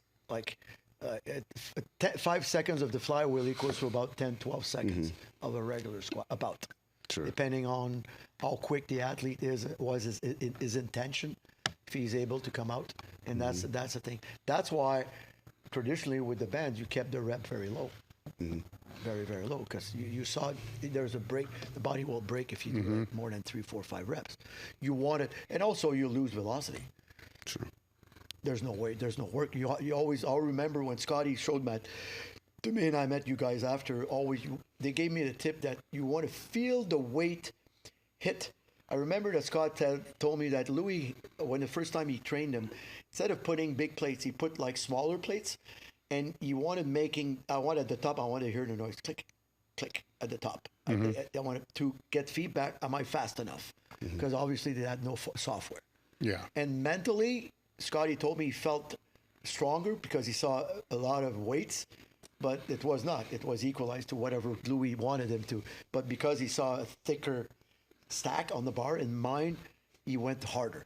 Sure. Yeah. Is that one of the benefits of the flywheel then? If you think about like a traditional squat, the bands will help because, in a traditional squat, if we're looking at power, at some point you have to decelerate or you're going to hyperextend your knees. Obviously the bands allow it to get heavier so you can accelerate for a bit longer. But then with the flywheel, if it's got that kind of violent transition and turnaround that's based on when you stop, does that allow you to accelerate for even longer through that movement? And also, acceleration is combination with deceleration. If you don't know how to decelerate, you can't re-accelerate. It's normal. That's why when on the bench, a good kind of a control, if you let it drop, you won't be able to accelerate. You'll be off. It's impossible. Then when you control, you don't do it 15 seconds, then it's the same with the flywheel. Your transition from concentric and eccentric will be faster, way faster, and more precise. And I see it with guys doing like penta jump or triple jump or movement at precision. I even did a test with kids, like when kids, you teach them to bench press, I used to put a black shirt and chalk, and the fucking bar is hitting everywhere. Then I put them on the flywheel a bit. I guarantee you, like 1 or 2 reps, they're perfect. Boom, boom, boom. Because for the brain to control the barbell was way easier than what you just lift. Well, I think what he's asking would be the extreme would be if you're bench pressing and you throw a medicine ball, you're gonna decelerate at a different place than if it's a barbell. Exactly. And perhaps with the bands, it's going to be a little bit. You're going to decelerate. Yeah, you later, because the bands will help. Well, you the assumption is you're going to accelerate later. With the flywheel, is that even more than what the band would be? Yes. Okay. And also depending on the strength curve you want to work to, we do like partial movements with that too. But you're right. The more you're going to kind of throw the ball and able to decelerate it in a good timing without being shocked, you will see that adaptation arrive there. Also, we do that med ball throw between that. Yeah, it's very interesting. They go way stronger. So when these kind of adaptations you're talking about with the flywheel, especially like the reactive strength and the proprioception, is a lot of that kind of a subconscious, like CNS based level? Because, you know, if we're talking reflexive strength, a lot of the time that isn't a conscious decision. You know, if someone's on the field and they get a shove and they correct, that's not really a thought process, is it? It's more of a, you know, through the spinal cord or whatever the correct terms are. So is the flywheel kind of tapping into that subconscious? CNS and PNS, because it's peripheral stabilization to a lot. There's a lot of peripheral stimulus and central nervous system stimulus. Sure. And that's where that's the fun part of it. Like you feel like the whole body is being under shock, but it's not like a compressive shock. It's a shock that you're kind of in control. It's almost like rodeo on the bull. After a while, you see these guys on TV, a real bull's like, how the hell do you do that? I don't know if you ever did rodeo, but no, but I watch it a lot. But you see the better. It's effortless. They flow. They make love to the bull. They're not in their mind. They're in the bull. Like a good surfer. Obviously they're not in their mind. They're getting on a fucking bull. But they eat that thing after a while. But it's the same thing as the more your sport is a controlled environment. If you train too much in a controlled environment, you will decrease your performance. The more a power lifter will train too much in a controlled environment, the more he's going to do these type of training, not all day, but instead of accelerate muscle that doesn't do like just to lift weights for the sake of it, you will see his performance will increase. Also, his recovery and injury prevention will be there. I guarantee you. True. It's not even, and also it's fun. That's the fun part. It looks like a game. We have a swivel pulley. I did it with Matt Nichols, and you hook it to a flywheel, and I have one handle, you have the other handle, but in between there's a swivel. Then you close your eyes, you have to hold, and I ram that thing. You have to absorb. Then it's your turn, my friend. And that's how I rehab my bicep. I was doing it with the swivel that they make, and then I was holding it, and I was doing eccentric and impulse myself. Obviously, I won't hurt myself. But when you do it, that's what I did in Birmingham when I was there, because there was a lot of rugby guys in that area. And I showed them, and the English team actually bought many of the devices to train with. So if somebody's going to implement this into their training, it's not going to replace their training. Nope. Most meatheads are just going to throw it over top. Nope. Right? This is an extreme to where but obviously they don't want to whatever you need improving your RFD, that's going to fit in. Yes, but it's going to have to. You're going to have to bring down.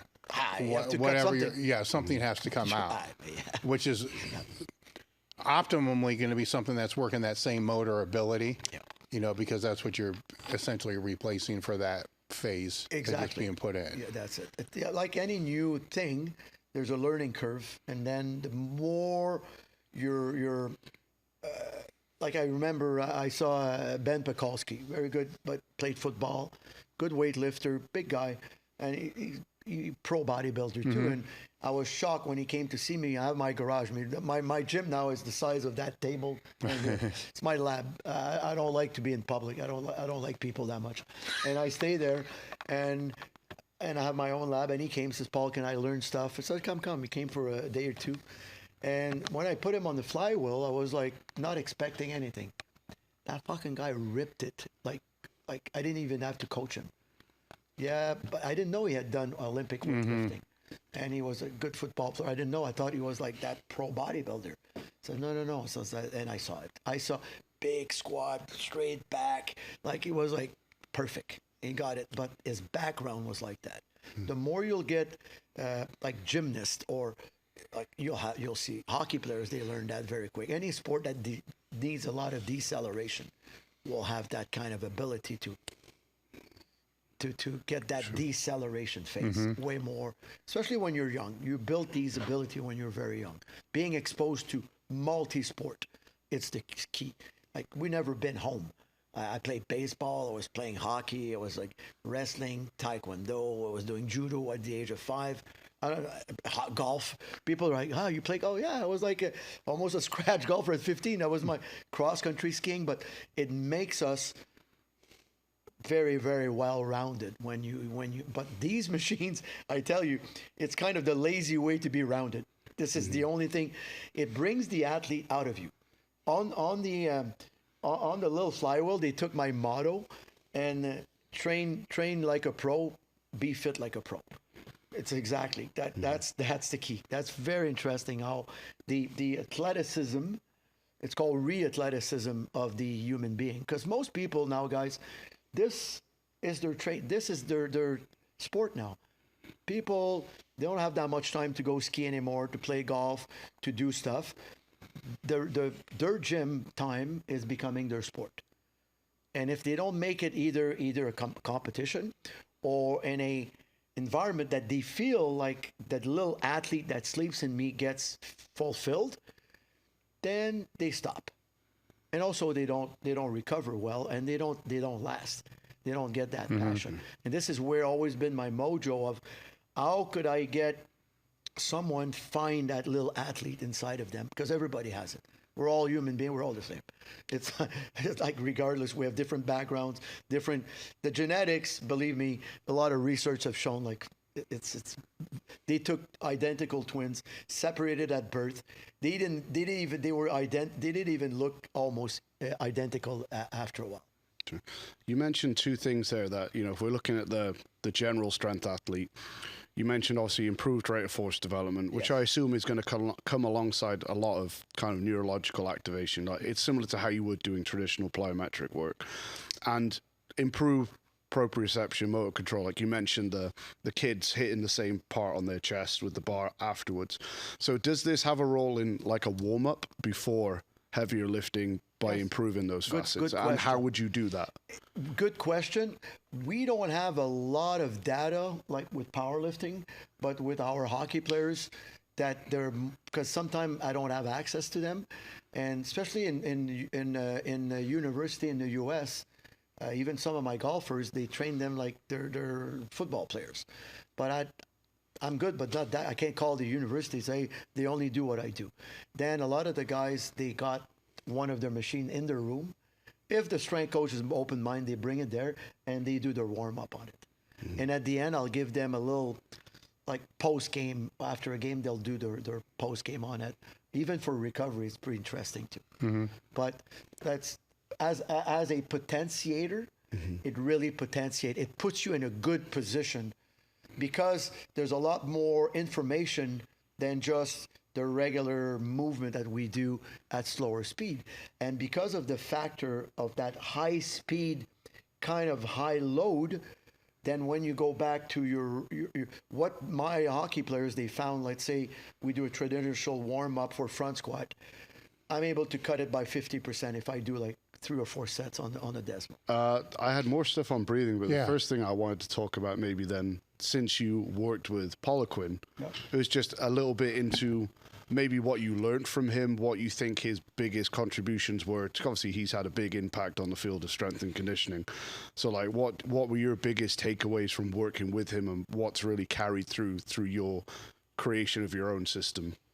Well, it's just like Charles was one of the first one to bring accelerate like other exercise, to make sure that you have enough muscle to create that in a way that because in the old days, in the old days, they were a little too much sport specific.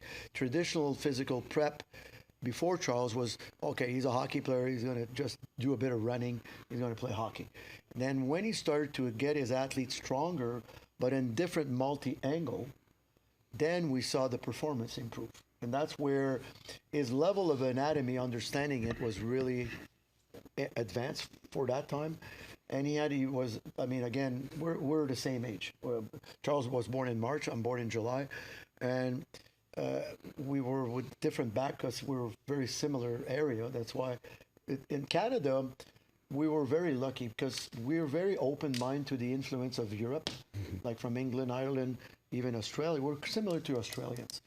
And also France. And Charles, Poliquin was speaking. Then we have that kind of mix. And it was easy for us to, let's say, when Charles came back to see Louis, okay, guys, Charles was very smart on that to implement. Let's say you learn new things that would be valuable to us, that forget everything for now, just for now, take your head, put it in a basket. I want to teach you new things that I learned. Just for maybe a couple of weeks to make sure that you have a good understanding. Then we'll bring back a bit. Here's what he was really good to piece stuff in that, in that kind of order, in that movements. And that's where his contribution, also his aura. Charles was really when you listen to him, he had that big confidence. See, 50% of what we do as coaches is bullshit. It's placebo. If you have a good aura, if you look at the people in the eyes, if you have the bananas a bit on your shoulders, 50% of the job is done. If they don't buy in what you do, even if you have 5-star general, they won't do it. Charles was really good at that because he was one of the first mainstream writer with what Kim Goss wrote, like for Muscle Media, that had these bananas at the Olympic level and pro athletes. Most of the other guys were bodybuilders or just regular athletes, nothing like Olympics or pro athletes with a lot of impact. And that's what brought sports like physical prep to the mainstream. And that's where it got more popular, and guys wanted to learn more about other technique. There's other things than just Arthur Jones stuff or the machines that David, because back then, before Charles, people were training a lot on machines. That was pretty much Olympic lifting was dead. Canada, here it's not that bad, but it's not. It should be way bigger. In Russia, there's 1 million platform. See, when was the last walk around gyms? When was the last time you saw someone doing a deadlift in the gym? You go to the fitness place in Columbus, Ohio. Where was the last time you saw a platform? Yeah. But they have $1 million of machines. Charlie was really good at that. He loved his gadget, loved his leg curl, loved his calf raise, he loved his certain things. And Charles and I, we always had a very good relationship, but because we're the same age and pretty much the same background, I was kind of this Jim McMahon. And when Charles, because when we started to work together, he was more at the Canadian sports physiology and training, like NSCA in the US. He was not really known in the mainstream. Then we started to do seminars together in Montreal in French for it's kind of federation of trainers. And then when Kim Goss started to write more into muscle media, now he got very popular in the States, we started to teach in Montreal in English to the point it exploded. Like most of the guys that you will meet today that they're with him, they came to us from everybody. Like that's how I met Eric Serrano, Ben Velasquez. All these guys came to see Charles in Montreal. But at the beginning, I was co-teaching with him because when you got 50 people, and I used to be, here's Paul squatting. This is what not to do. I used to be stiff like a bar. Just came from wrestling. Wrestle. We were like kind of round back. And then we started to expand more on that. And that's basically what Charles, he was very curious and very curious to teach it. Well, he was good too because you kind of touched on it a little bit. He had the strength and conditioning background, but that was never really sexy. No. Even powerlifting wasn't. It would be like maybe one article in muscular development, every other week. Or outside of Powerlifting USA, which nobody had, it was really hard to find strength training information. But where the gap that he was able to do, he was able to take the sexy shit, the traps, the biceps, the calves, write articles about that, which got people's attention. Exactly. Right? And that's really that's how I saw it. It just really got the attention, or some of the, I would call stupid tempo shit, to be able to get bigger arms or whatever it is. But that gets their attention, then they read the other stuff. Right? Sure. So now they're getting exposed to what I would call more realistic strength and conditioning. Did he invent clickbait? I don't think, in a way, maybe, right? But there was enough substance behind the other stuff. And I don't mean that in a derogatory way. Not at all. Not at all. But nobody else was really, and maybe he just stumbled across it by accident because he wrote an article about arms and it did really well. He was like, well, this did really well compared to these articles I'm writing about a clean or whatever it is. And then that balance, so it pulled it all more, which attracted those other people to kind of come in with all that. And throughout time, all those other, arm things and all that kind of dies out, which it, in my world, has. But all the other stuff stuck. Yeah, sure. Right? Because it's the stuff that works. All the other things where I think he might have been one of the first to, because all those articles were happening before, like open muscular and muscle and fitness flex, all that. It was all arm shit, 3-day splits, Arthur Jones, all this other crap. That's all it really ever was. And then he was able to put both in. You see what I'm saying? And then over time, that other stuff, kind of falls out. But the meat and potatoes, which is what people really needed, the big rocks, he was able to teach people about the big rocks: sleep, nutrition, rest, recovery, training hard, basic compound movements, and have the attention to be able to do it. Sure. Where if you went back to the authors that were writing, and most of them were ghost authors, beforehand. So if you go, I don't even want to quote the author because it wasn't the author. Yeah. I can say, well, if Schwarzenegger wrote that, well, he didn't write that. Dennis Weiss or somebody else wrote that. Weren't able to do that and didn't do it. So I would say, if from a contribution standpoint, that's probably his biggest contribution. Sure. Because outside of that, you'd have to look in the NSCA journal, which nobody knew existed. You'd have to go to the library to be able to find it, or Powerlifting USA, which was non-existent, from that as well. It was really good to bring science, to vulgarize it in a word that's why he knew, like, vanity would pay a lot. Yes. See, if you write an article about abs and glutes, the girls will pay attention. Then if you want, then you'll bring them to your system. A bit like I said earlier, we have about 5 minutes to, like, speed dating. If I want to train you, I need to give you.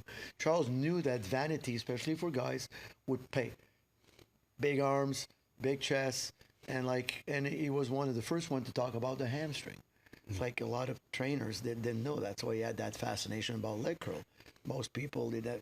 You look at people, when I was wrestling, our coach used to tell us, when you shake the hand, grab the lower back. Erector spinae, and you'll be in trouble. Us, we had massive, because we did a lot of back extension and a lot of stupid things, but with twists. They even had Charles wrote an article on the Gagne twist. It was kind of on a back extension with a weight, but it's valuable. But if you don't have a good control, you could crack your spine. But that's all we train in wrestling.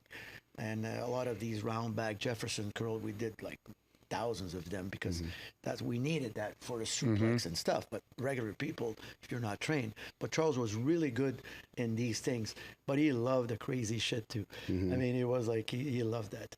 I remember I was downstairs in Calgary, and he says, come and spot me. He had 92 pounds on the Scott curl.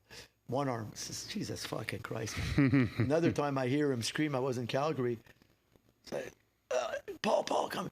He was stuck under the bar on a squat. Charles, it's 11:30 at night. What the fuck you doing? I wanted to do squat. Wake me up, asshole.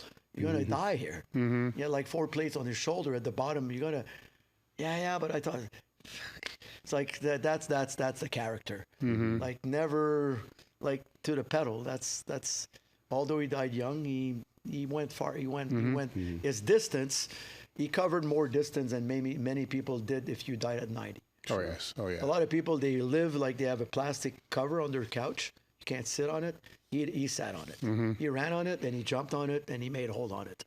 Yeah. But see, we'll talk about him in 20 years too, for what he did. Although there was a lot of people like, oh, what he did. Listen, guys, you don't know if you don't never been with him all the time. Like same we discussed in the bathroom with Louis. Don't judge a book that by the cover if you haven't been with him a lot. Don't judge by the other one that does like the other Poliquin, whatever group, whatever. They have no clue what he did. Sure. They were not with him behind scene. They were not with him in the gym. Normal, when you teach a seminar, you have to keep it in a certain format. Yeah. But when you spend time with someone in the gym, in their own gym, eating with them, and that's the other thing. Like Guy Voyer, I knew him very personally, but he's like one of the top guy in the world for anatomy. But if you learn from him in English, you only got 50% of what Guy Voyer was. But Guy's English was very approximate. His French, that's how he talked with his heart. And obviously, that's the biggest difference with people. They kind of, some people, they went with Charles because of, oh, I'm getting bigger. No, you're getting better as a coach if you're able to take all these pieces of the puzzle, put it in your toolbox, and use it when you need it. But he was never afraid to quote Louis or even Paul Chek or others that says, listen, you need these things too. And I'm going to help you to maneuver these things. Well, my next question was going to be like, what are the misconceptions that you find people have about his work? Because, for example, something I'll quite often hear is people will say, like, with the way that he's trained athletes, for example, the volume's way too high, people can't recover from that and type of thing. But my comeback to that usually is you didn't see the 6, 12, 18 months of work he did with those athletes to lead them up to doing that program. You understand what I mean there? And all these, intensive methods that maybe he made popular, like clusters and stuff like that. Sure, if you jump into them right off the bat, maybe they're not so good. But did you see all the groundwork that came before that led to those intensive methods? He was ahead of his curve for all the auxiliary movement, and yes, the volumes were there, but the intensity of that part was not that much. That's why he wanted to make sure that the pieces of the puzzle were positioned. Now we only have this, and then I got pop, pop, pop. I'm in. His work was similar to what I do a lot. If you go and see me training hockey players, the first 20 minutes, yes, it's exercise, but I have to make sure that everything, all the pieces of puzzle, and the next 25 minutes is going to be very high. And then the last 5, 6, it's recovery, because a lot of them, I can't trust them to do what I teach them for recovery. And that's the hour. But if you calculate the high, you'll see Gagne gives too much volume. Not in that intensity zone. That's the biggest mistake. People, they think because you move, you're straining yourself. I'm sorry, but if you're an athlete, you have to sustain. My goal, my first slide that I always teach when I do a presentation, it's the why. There's a big interrogation point. So why? Because obviously, if you're a power lifter, just do the 3 lifts and you're okay. Obviously, you're a power lifter, but you know better. Like I have to train you beyond the needs of your activity, of your sport. Yeah. Because if not, you will not play your sport or compete in your sport. You will be in pain all the time. You will be like suffering your sport.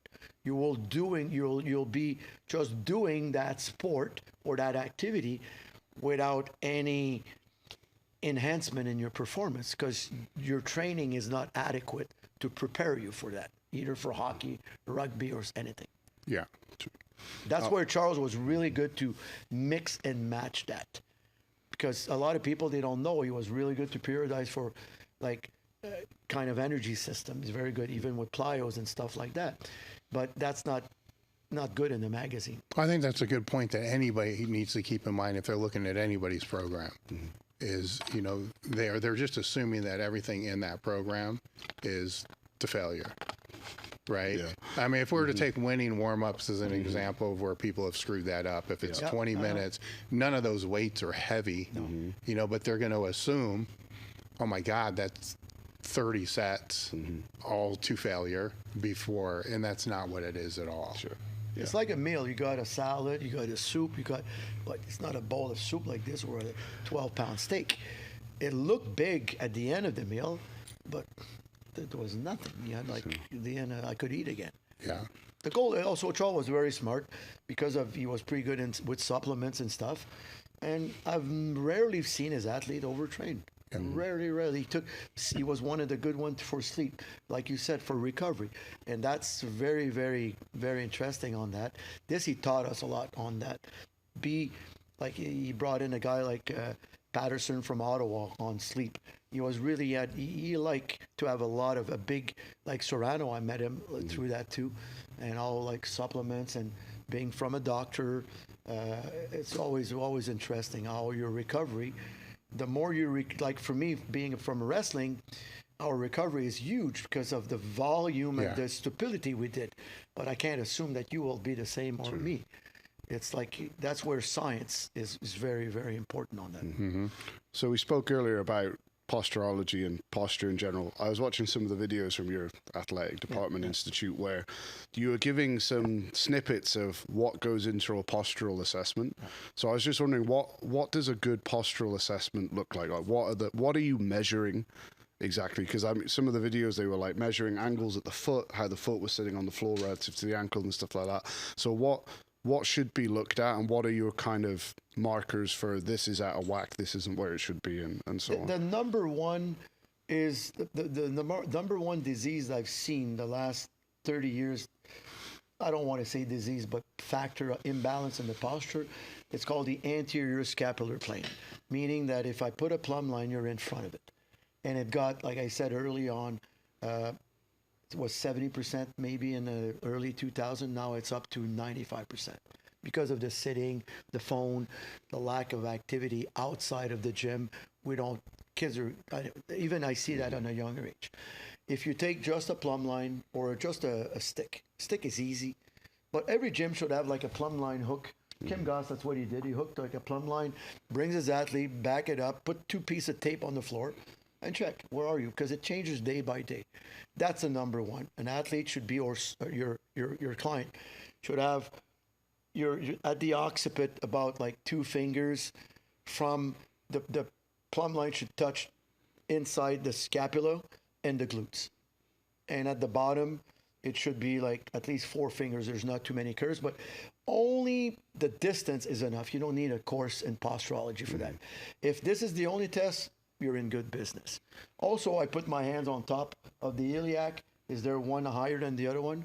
I even got a level that I bought at the hardware store, and I put it there again. And that's pretty much what I'm going to do. I'll put you standing on one foot. I'll be behind you. How do you feel? Most people, when they stand on the right leg, they go this way. They go in varus. This is called disharmonic feet. If they go on the left will collapse. You'll see the malleoli go in. Again, 90% of people, it's kind of a cookie cutter. Then they have more weight on the right leg all the time. And if they do side movement like tennis, soccer, they will have tendency to sprain the right ankle, non-impact, way more than the left.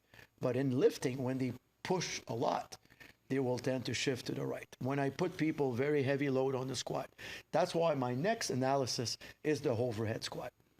I just did a bit with the Athletic Development Institute. We're going to do later on in English, but one of our colleague is doing his PhD also in hockey biomechanic, and he wanted to help the kinesiologists in Quebec because he's a teacher at university. That's what's the main goal. That's why most of the stuff is in French, but I'll do the one in English very soon. That's why I picked the name, Athletic Development Institute. It's not the opposite. It's not l'Institut de Développement Athlétique. That would be in French. But it's not IDA, it's ADI.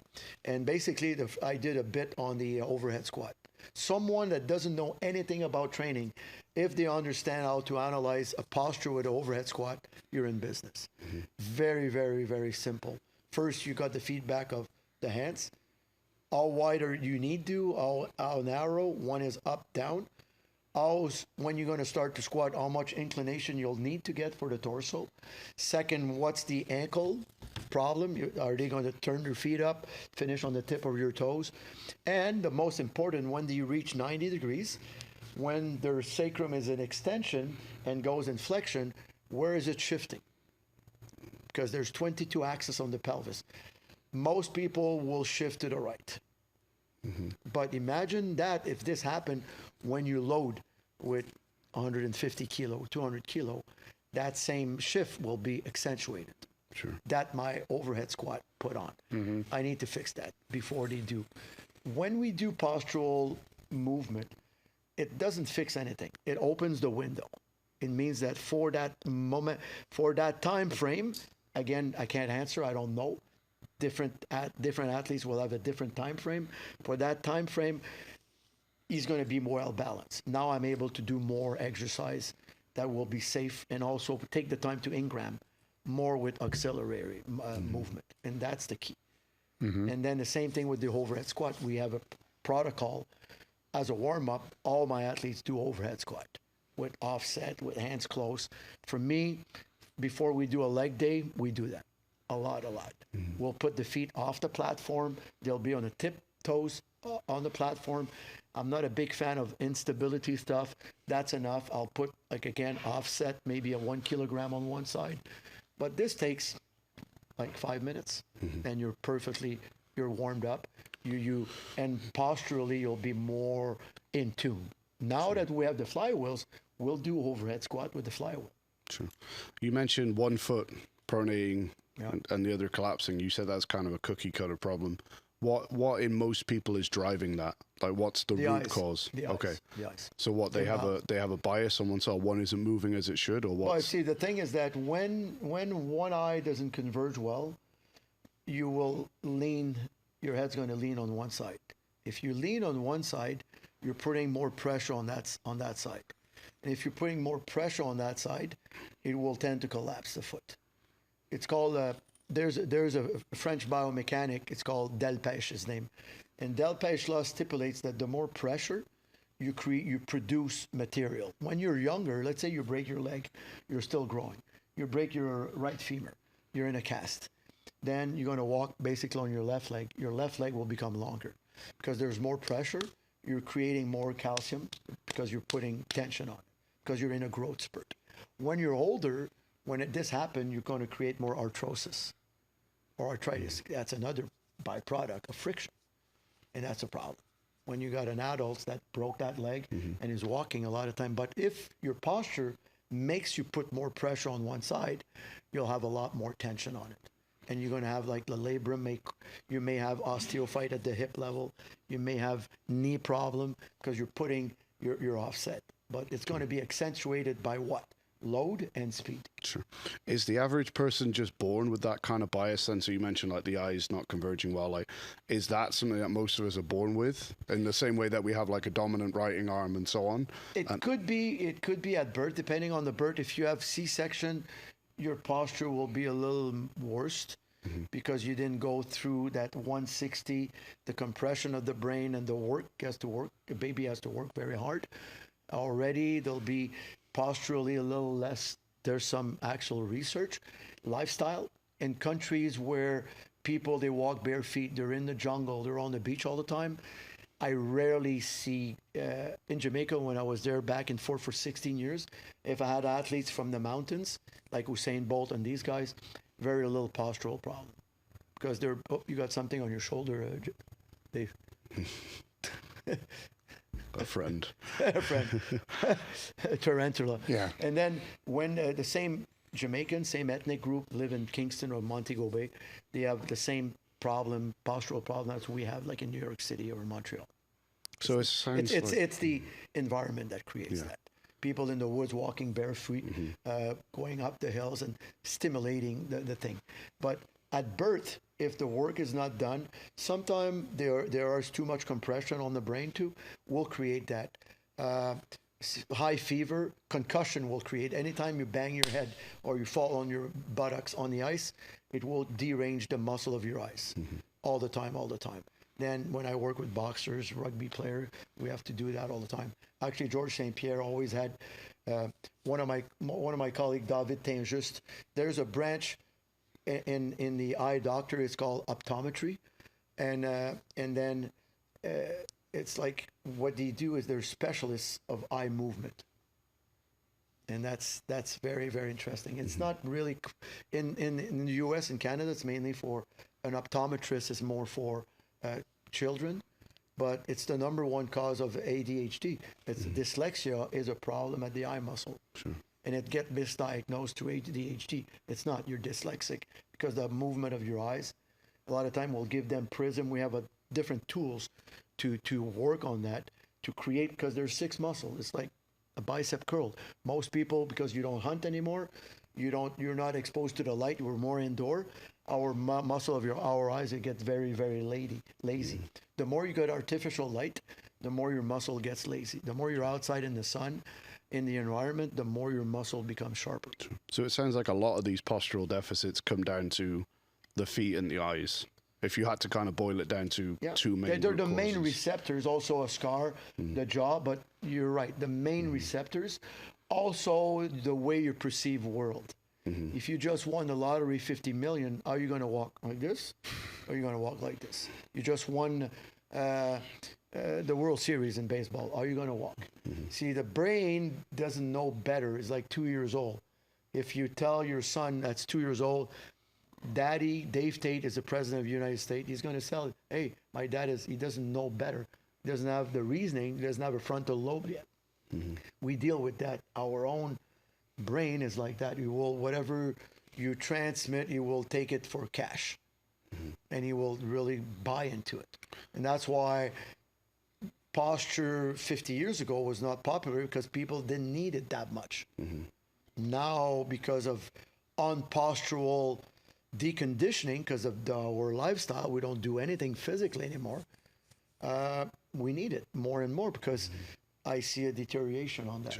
You mentioned we're not hunting and being out in the daylight, etc. more so. So if a lot of our postural perception comes from feedback from the eyes and they're not working very well, does then being on phone screens, computer screens, everything that's very close and very bright artificially, does that in itself then have a downward spiral on our posture? And it's also the blue light. Blue light really screws of us. It's like at night, you should be at least 2 to 3 hours without a screen. Even my athlete, they all have the blue light blocking glasses, they're like $25 on Amazon, like from Uvex, and it's very, very good for that if they need to work on that. But we live in an environment, Tom, that we don't know what's happening because we never had that since I don't know 500,000-600,000 years. And we don't live longer without medication. If you talk to one of my clients is how do you say that, actuaire in French? It's actuary. They work in insurance. Actuary. Sorry, sometimes I go back and forth with French. And then they have a life insurance. Since 2021, it went up by 41%. They have the death. You know how many billions is that? And that's a fact that we were indoor a lot because of COVID and other. I won't go into vaccine. I'll be, but with RFK, I think I'll be able to talk a bit more. But it's like that's the biggest thing we see, that people, they don't live longer without survival medication. What they found with his company, average male is 68, average woman is about 70, without Ozempic, without statins, without the life support. But that's not normal, because your quality of life is going to go down very quickly. Then even if you make it to 85, the next 25 years, if you're 60, it's going to be miserable. And someone's going to change your diapers soon. That's not the way to do it. That's why we have to go back. We have to take the book, burn it, go back a bit, our ancestor, what they did. Because in the Roman time, not many people, but they still had people who were living to 100 years old. See, our warranty, ask any genetic specialist, skin is guaranteed like 120, 125. All your organs, 120, 125. Everything in your body is about that, regardless of your genetic. It's more the environment and what we do with it and what we're exposed for our comfort. The more we didn't have air conditioning when I was younger. Did you have air conditioning in your place when you were younger? Did you have like central heating system that would auto-regulate? Fireplace. Where are you from, Dave, originally? Findlay, Ohio, so Ohio. Yeah, but still in the winter. It's not summer. Us, I mean, we didn't have. We had a wood stove, and it's new, but we didn't die. We're kind of strong too, but the generation behind us are really weak. And you see it. I train a young athlete. You train a young athlete. Like I remember on the bench when my son was playing midget. It's like 15, 16-year-old, and I was the head coach, and I'm kind of vocal, and I used to scream, and some kids cried on the bench. Back home, they would have put us in tar with feathers, and you're out of you're done. You're gone. You can't be here anymore. I mean, doesn't make sense.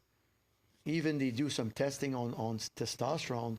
They measure anal genital distance, and it's getting way out of order now. The young guys, they lose that. They become almost emails now.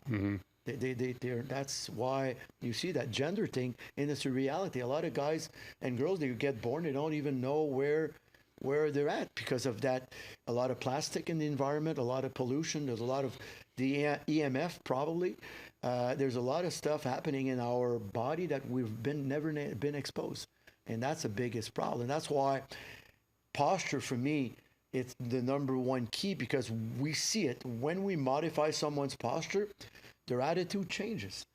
They're less pain. Pain is not fun. Every time you go to the gym, you're always in pain. Doesn't mean, oh, I saw Paul Gagne, I don't have pain anymore. But their rate of recovery is better. And if you do specific exercise to get back into your athleticism, you will significantly feel better. Not perfect. It doesn't exist. Well, out of all the things that you mentioned, that's controllable. Exactly. Like a lot of the other things that were mentioned, somewhat controllable, but what we can, put this water in a cup instead of drinking it out of the plastic bottle. I mean, there's certain little things, but the posture is 100% controllable. Exactly. And also, Dr. Mel Siff always told me, he says, Paul, again, we've never been that era outside of EMF and stuff. We were exposed way more to bad things long time ago. Pots of aluminum. We have no sanity. We have bacteria everywhere, and we made it. The problem now, it's artificial stimulus, like the blue light, the phones, the vibration, the constant messaging, we're not made with that. We're not built. That's in the old days. Yes, they had chemicals, harsh, but the body dealt with it. Some didn't, they died, but other people made them stronger. Again, we always say, what doesn't kill you makes you stronger. But today, it's stuff like it's like Wi-Fi now. It's like out of our complete control. That's as you mentioned, and we don't know what's going to happen with that. And we start to see, I see it. My athletes, it's my 43rd year this year, and then athletes that they were 15, 40 years ago, even 20 years ago, are not as in good shape today at 15 with all the technology we have. And knowledge as well at that point. Well, there's a different way that I tend to look at that is if you have 20 athletes, and if you want to play the game of, well, back in my day, out of the 20, maybe 18 of them really wanted to start. So I think I was talking about this with Eric with fucking Boogs the other day. When I wrestled and there was wrestle-offs, I might have had 5 people to be able to wrestle off to be able to actually wrestle in the meet, right? So say out of the 20 people, 18 of them really actually wanted to have the opportunity to be able to wrestle. And if now it's only 5 out of the 20, how awesome is that for the 5 that really want to put in the work and do the job? Because they're going to have to compete against less people than what back in the old day would have to compete with. So for them, what a great time to be alive. Yep. You know what I'm saying? For society, probably not so much, but who gives a fuck? I mean, if those 5, they can fucking dominate, even if they don't have out of the 20, they may not even have the best genetics out of everybody there. but they're going to dominate just because everybody else is just fucking lazy and more worried about TikTok and so forth. So my message is more to those 5. Sure. Like, fucking ball up, work hard, because you have less people to actually compete against to be able to get to where you want to go. Now, at the top end of things, you know, pro levels of everything, our pro athletes are better today than they ever were before. So it's still going to get to a point where genetics and everything's going to matter. But that point it changed. Yeah, you get further. Now anybody could be a starter in high school if they work hard, you know, if they do the job, because they're not competing against as many people. You see what I'm saying? So I like that message a little bit better than the dreary, we're all going to fucking die, you know, because of that. Because those 5 people will eventually become leaders, you know, generations from now. And then that's when things We have to flip. adapt all the time. That's the biggest thing. Yeah. We always said it, again, what doesn't kill you makes you stronger. It's just for now, it's like there's certain things that we don't control, and we're not sure what I'm pretty sure we'll be there in a couple of 100,000 years. I'm not sure. I'm pretty sure. But if we keep in that path and we see that the people, they don't take care of themselves, because no one is liable today. In Japan, since 2008, they do BMI tests because they have an universal insurance like we have in Canada, health insurance. If you don't fit in that thing, you're out of there. There are certain markers that they know for every year. Everybody has to have a total exam from the doctors. And when World War II finished, obviously they were kind of beat up a bit. They had one of the lowest life expectancy in the world. Now it's the highest. It's 85 years old. In that short amount of time, they changed that because they don't eat that much. They eat, like, it's called hara hashibu. 85% I leave the table. I'm not a pig. I don't have to finish my plate. And I take time to do exercise. I exercise, and I watch my weight. I watch what I have, my blood sugar and stuff. There's certain markers because they do annual. And this is where they were very proactive. And you're talking about a city like 28 million people in Tokyo. It's not fun to be there, but it's very harmonious. I've been there many times, and it's very, very interesting the way they were very proactive. They don't wait that the pharmaceutical give you a shot to feel better. And I agree that the one today, the opportunity, there's more billionaires today. During COVID, the billionaires became trillionaires. Like, I remember in 2008 when there was a big crash, someone interviewed Warren Buffett. Says, Mr. Buffett, how do you feel about the crash?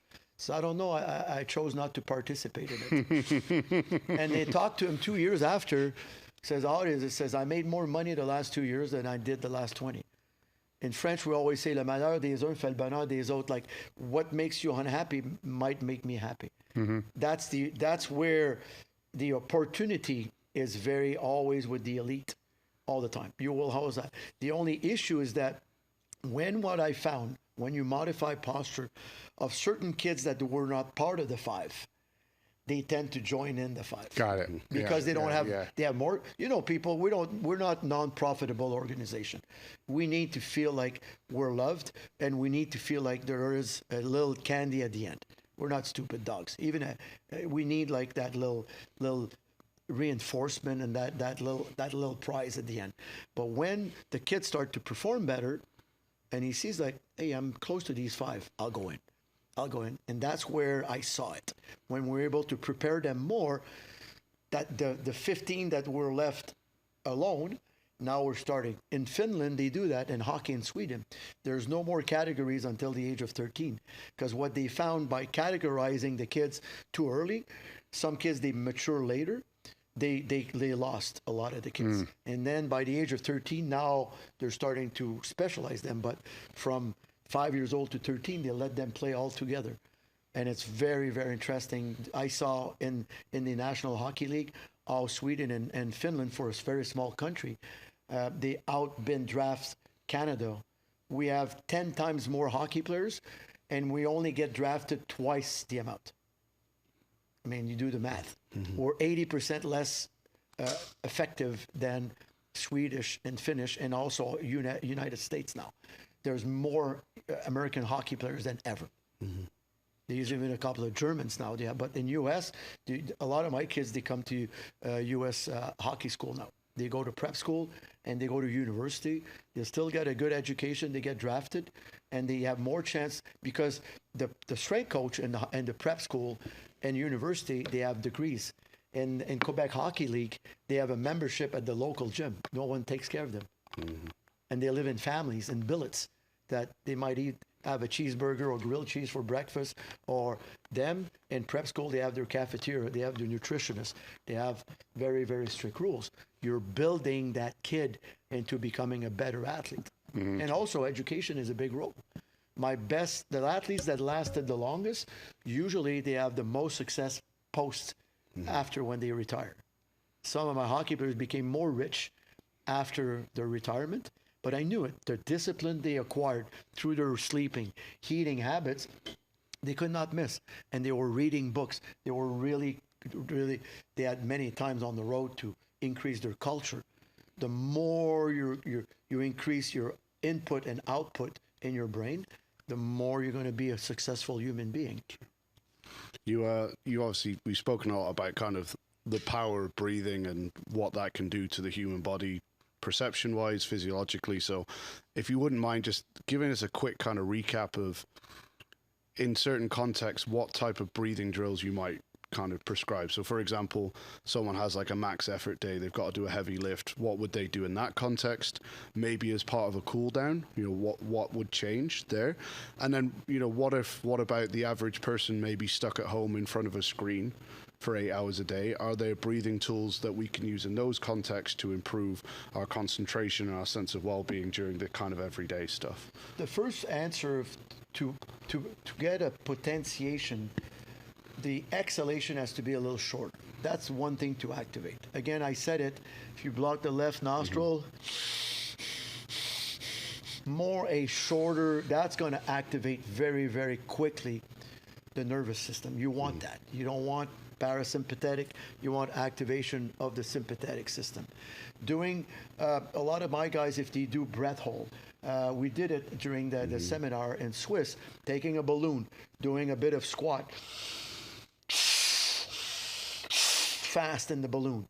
Not long, 10, 15 seconds. And I wish to be able to give you specific protocol. If you're very good with your bagpipe, if you have, you'll be able to do, you won't need to do as much. If you're not very efficient, you'll need to do more. But it's a trials and error.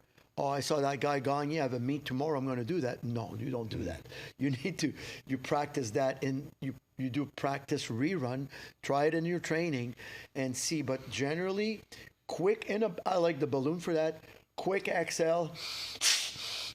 And sometimes I will even block a bit my nose. Like 10 seconds, a couple of bouts, 3, 4. And also exhale fully in the balloon, keep it in your mouth. Do about as many squats you can until you need to breathe.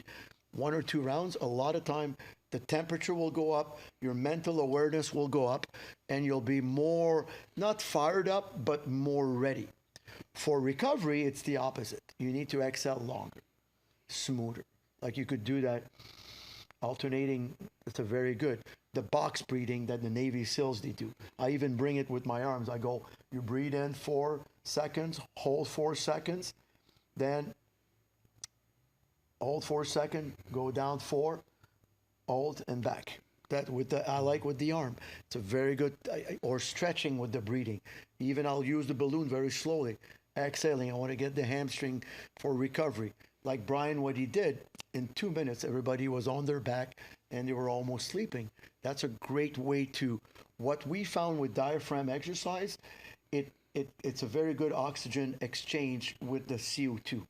I have different position that you do for the dome and stuff, and it massages your vagus nerve. The vagus nerve is responsible for your digestion, but it also activates your parasympathetic system. That is the break. The quicker you're going to go from parasympathetic to sympathetic, and both vice versa, like the flywheel, the better you will be. In a meet, if you're able to put down a bit more mini parasympathetic, even if you're standing up, that's where the standing will play a big role. Then you go back, you won't have to travel too much, but you're not spending energy. if you're very excited, you're moving and you're like jittery or talking too much or distracted watching your phone, that's going to be bad. I tell people you gaze at the wall, almost like you're in the moon. It's very interesting when you say the void is when you're in the moon. It's like you're like, it happened, you're in school, the teacher's teaching, your goes on. It happened. That's the best break for your brain. You should encourage the kids to be in the moon. To like, that's a signal of the brain, I have enough now. It's an overload. If you do that, practice. But I tell you, when you're athletes, try them to make them look at the wall and make them expand, and just concentrate on the breathing while they expand. You will see that they're going to start to smile, and their posture is going to modify. Their body language is going to be better. Because of the peripheral vision. Exactly, because then their brain has like kind of a break. It's kind of a, like you're gazing, like you're at the beach or on a nice lake. I like to fish, and you wake up in the morning, there's a bit of like fog. Like I like trout fishing up north. We go there and it's like I want, like, this is good. This is the key, man. I'm on the boat, a little fog there, sun's coming up, see the trouts jumping. I know I'm going to have a good breakfast. Just put my warm up, taking my time, couple of casts, get a couple of nice brook trout, and that's it. And that's for me. You see the lake, there's no ripple. But by doing that, you do that to your brain. Another technique also to relax is to relax the tongue. When you really concentrate on relaxing your tongue and your throat, very interesting what it does. Because when we talk like today, we get very tired. We're not made for that. And your tongue is always moving. Obviously, there's no noise. My vocal cords are here and my tongue makes the sound. Then we're not made to do that. We're only made to very little talking. When we coach, I'm pretty sure that you're not screaming, you're not, it's pop, pop, pop, pop, very precise. That's what we do. A good coach will speak with images. We'll have an image in his word. It's like one word will be worth 10 sentences. And the athlete responds very army, very, very like direct. And that's the key for recovery, longer exhalation. For activation, very short and more activation. You want to feel the heat, like very, very fast. A lot of time you just belly breathing very fast, like very quick. It's called the fire breath. Gets you going very, very quick. When it's cold outside, we do that a lot with the skiers. And to go to bed, like you do that 4, like just heart coherence. Breathe in 4 to the nose, 6 to the mouth, like lip almost closed. Do that 10 minutes. You're going to doze off. People that they're very tense, I will give them like this. You're going to inhale for 4. Exhale slowly for 6. Inhale 4. Hard with the feet. I make them tense. And do that 5-6 minutes. You'll see the whole body is like completely relaxed. It's like a PNF stretch for the whole body. It's like the Jacobson method for psychology used to be like, he's a psychologist. Jacobson was tense and relax. And combined with the breathing, that keeps you into the flow. You'll get your eyes will be better, you'll have a better view, and your perception is going to change a lot too. Sure. Do you have any advice either related to breathing or posture, for those who are stuck at a desk 8 or 9 hours a day, beyond get a standing desk or whatever, if that's not an option? Any things they should be doing when they get up semi-regularly in terms of breathing or posture to help them kind of stop the degradation? Well, what I give them, it's kind of like a 2-minute break. One of the best way to do it is like if you cross your right arm. Now I won't stand up but you do that standing up, and if you're able to do it on the tip of your toes, and you take about 10 breaths, and you go on the other one, tip of your toes, and you take 10, like very hard, pushing very hard in 2 directions. When you sit back down, you'll feel the difference. Is it like you're trying to literally lengthen yourself? By the pneumatic. Yeah. It's the air in your body that gets lengthening. And also it gets a lot short. Or if you have time, you do that box breathing. That's really good. A lot of people, they'll do it standing up. Because every 20-25 minutes, you should get up a bit for about 2-3 minutes. Sure. We even started, we call that the exercise snack. We put like a portable device in some offices, and instead of going smoke outside, every hour if you can, or every 2 hours, go do 5 minutes. And we want to put over time like a screen, and you'll just put lower body, you put the headphones, and you'll have my voice, okay, pull, let go, pull, let go, let go, and you don't have to think, you don't even need to change. You do that 3-4 times during the day of 5 minutes. We did the test, and I told people, don't go to the gym. I'm talking about regular fitness people. And we did it for a month, and when they went back to the gym, their performance went up. It was insane, and that was like 10 minutes a day of exercise. You mentioned there about using the pneumatic breath to lengthen out. Would you then apply that to just people who are doing like regular static stretching and stuff like that? Very good question. So should you get more.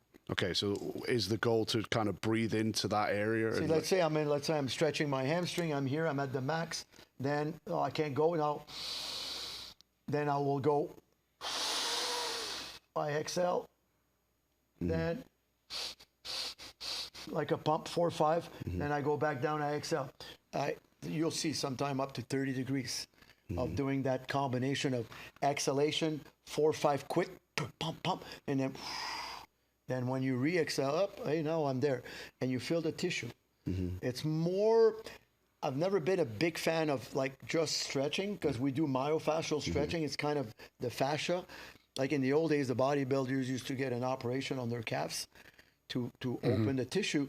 You don't need that. You just need specific movement but dynamic movement for me is more important than that. That's why when I showed deep squat with the balloon at the bottom, that really opens the space very, very deep.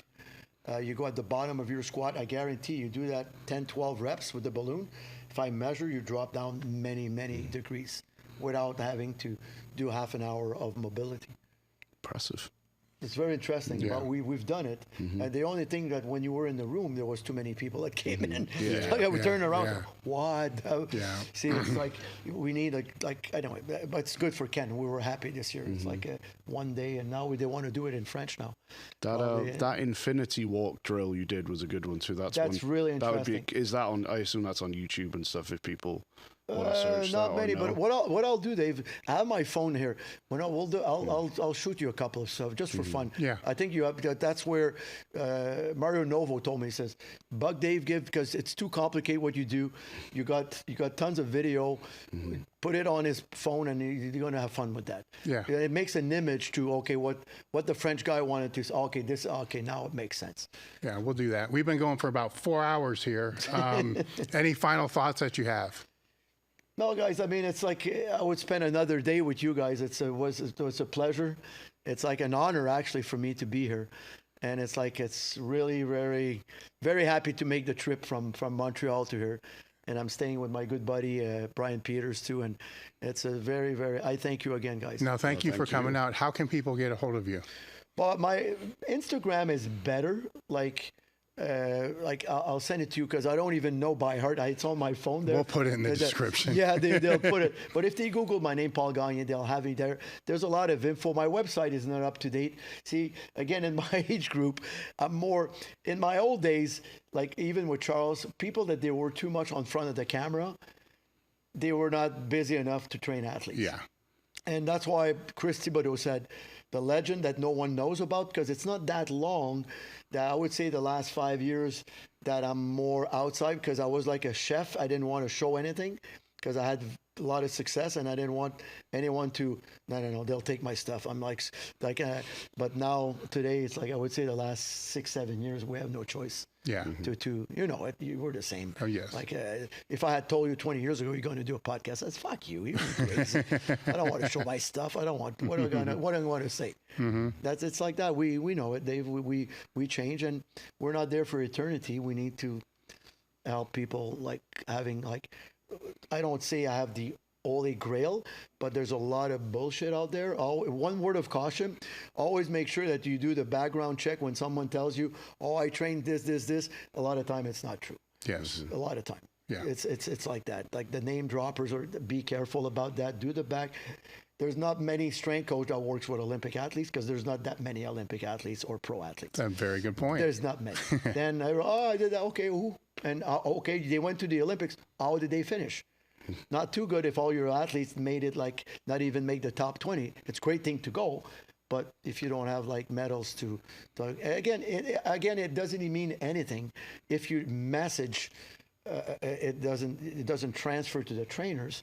Then there's nothing. You could be the best coach, but how many times you see in hockey or football, in soccer, the top guys don't make good coaches because they can't translate to their players. That's the goal. That's where, like I've seen high school coach that never trained Olympic athletes in the world, and I was like, wow, that fucking guy and girl, they're good, man. They know what to do, but they didn't have the chance, or they were not exposed, or they don't want. They like to work with kids. Well, thank you again for coming out. My Tom, pleasure. thanks again for the assist, and we are done. We know from the literature that as long as you're close to failure, you're going to make similar muscle gains. So, but there is some evidence indicating that there may be something to varying your rep ranges, and you varying your rep ranges is not going to cost you more time, allows for more flexibility, and being fixed to one rep range doesn't, like, it's not giving you anything more, you know?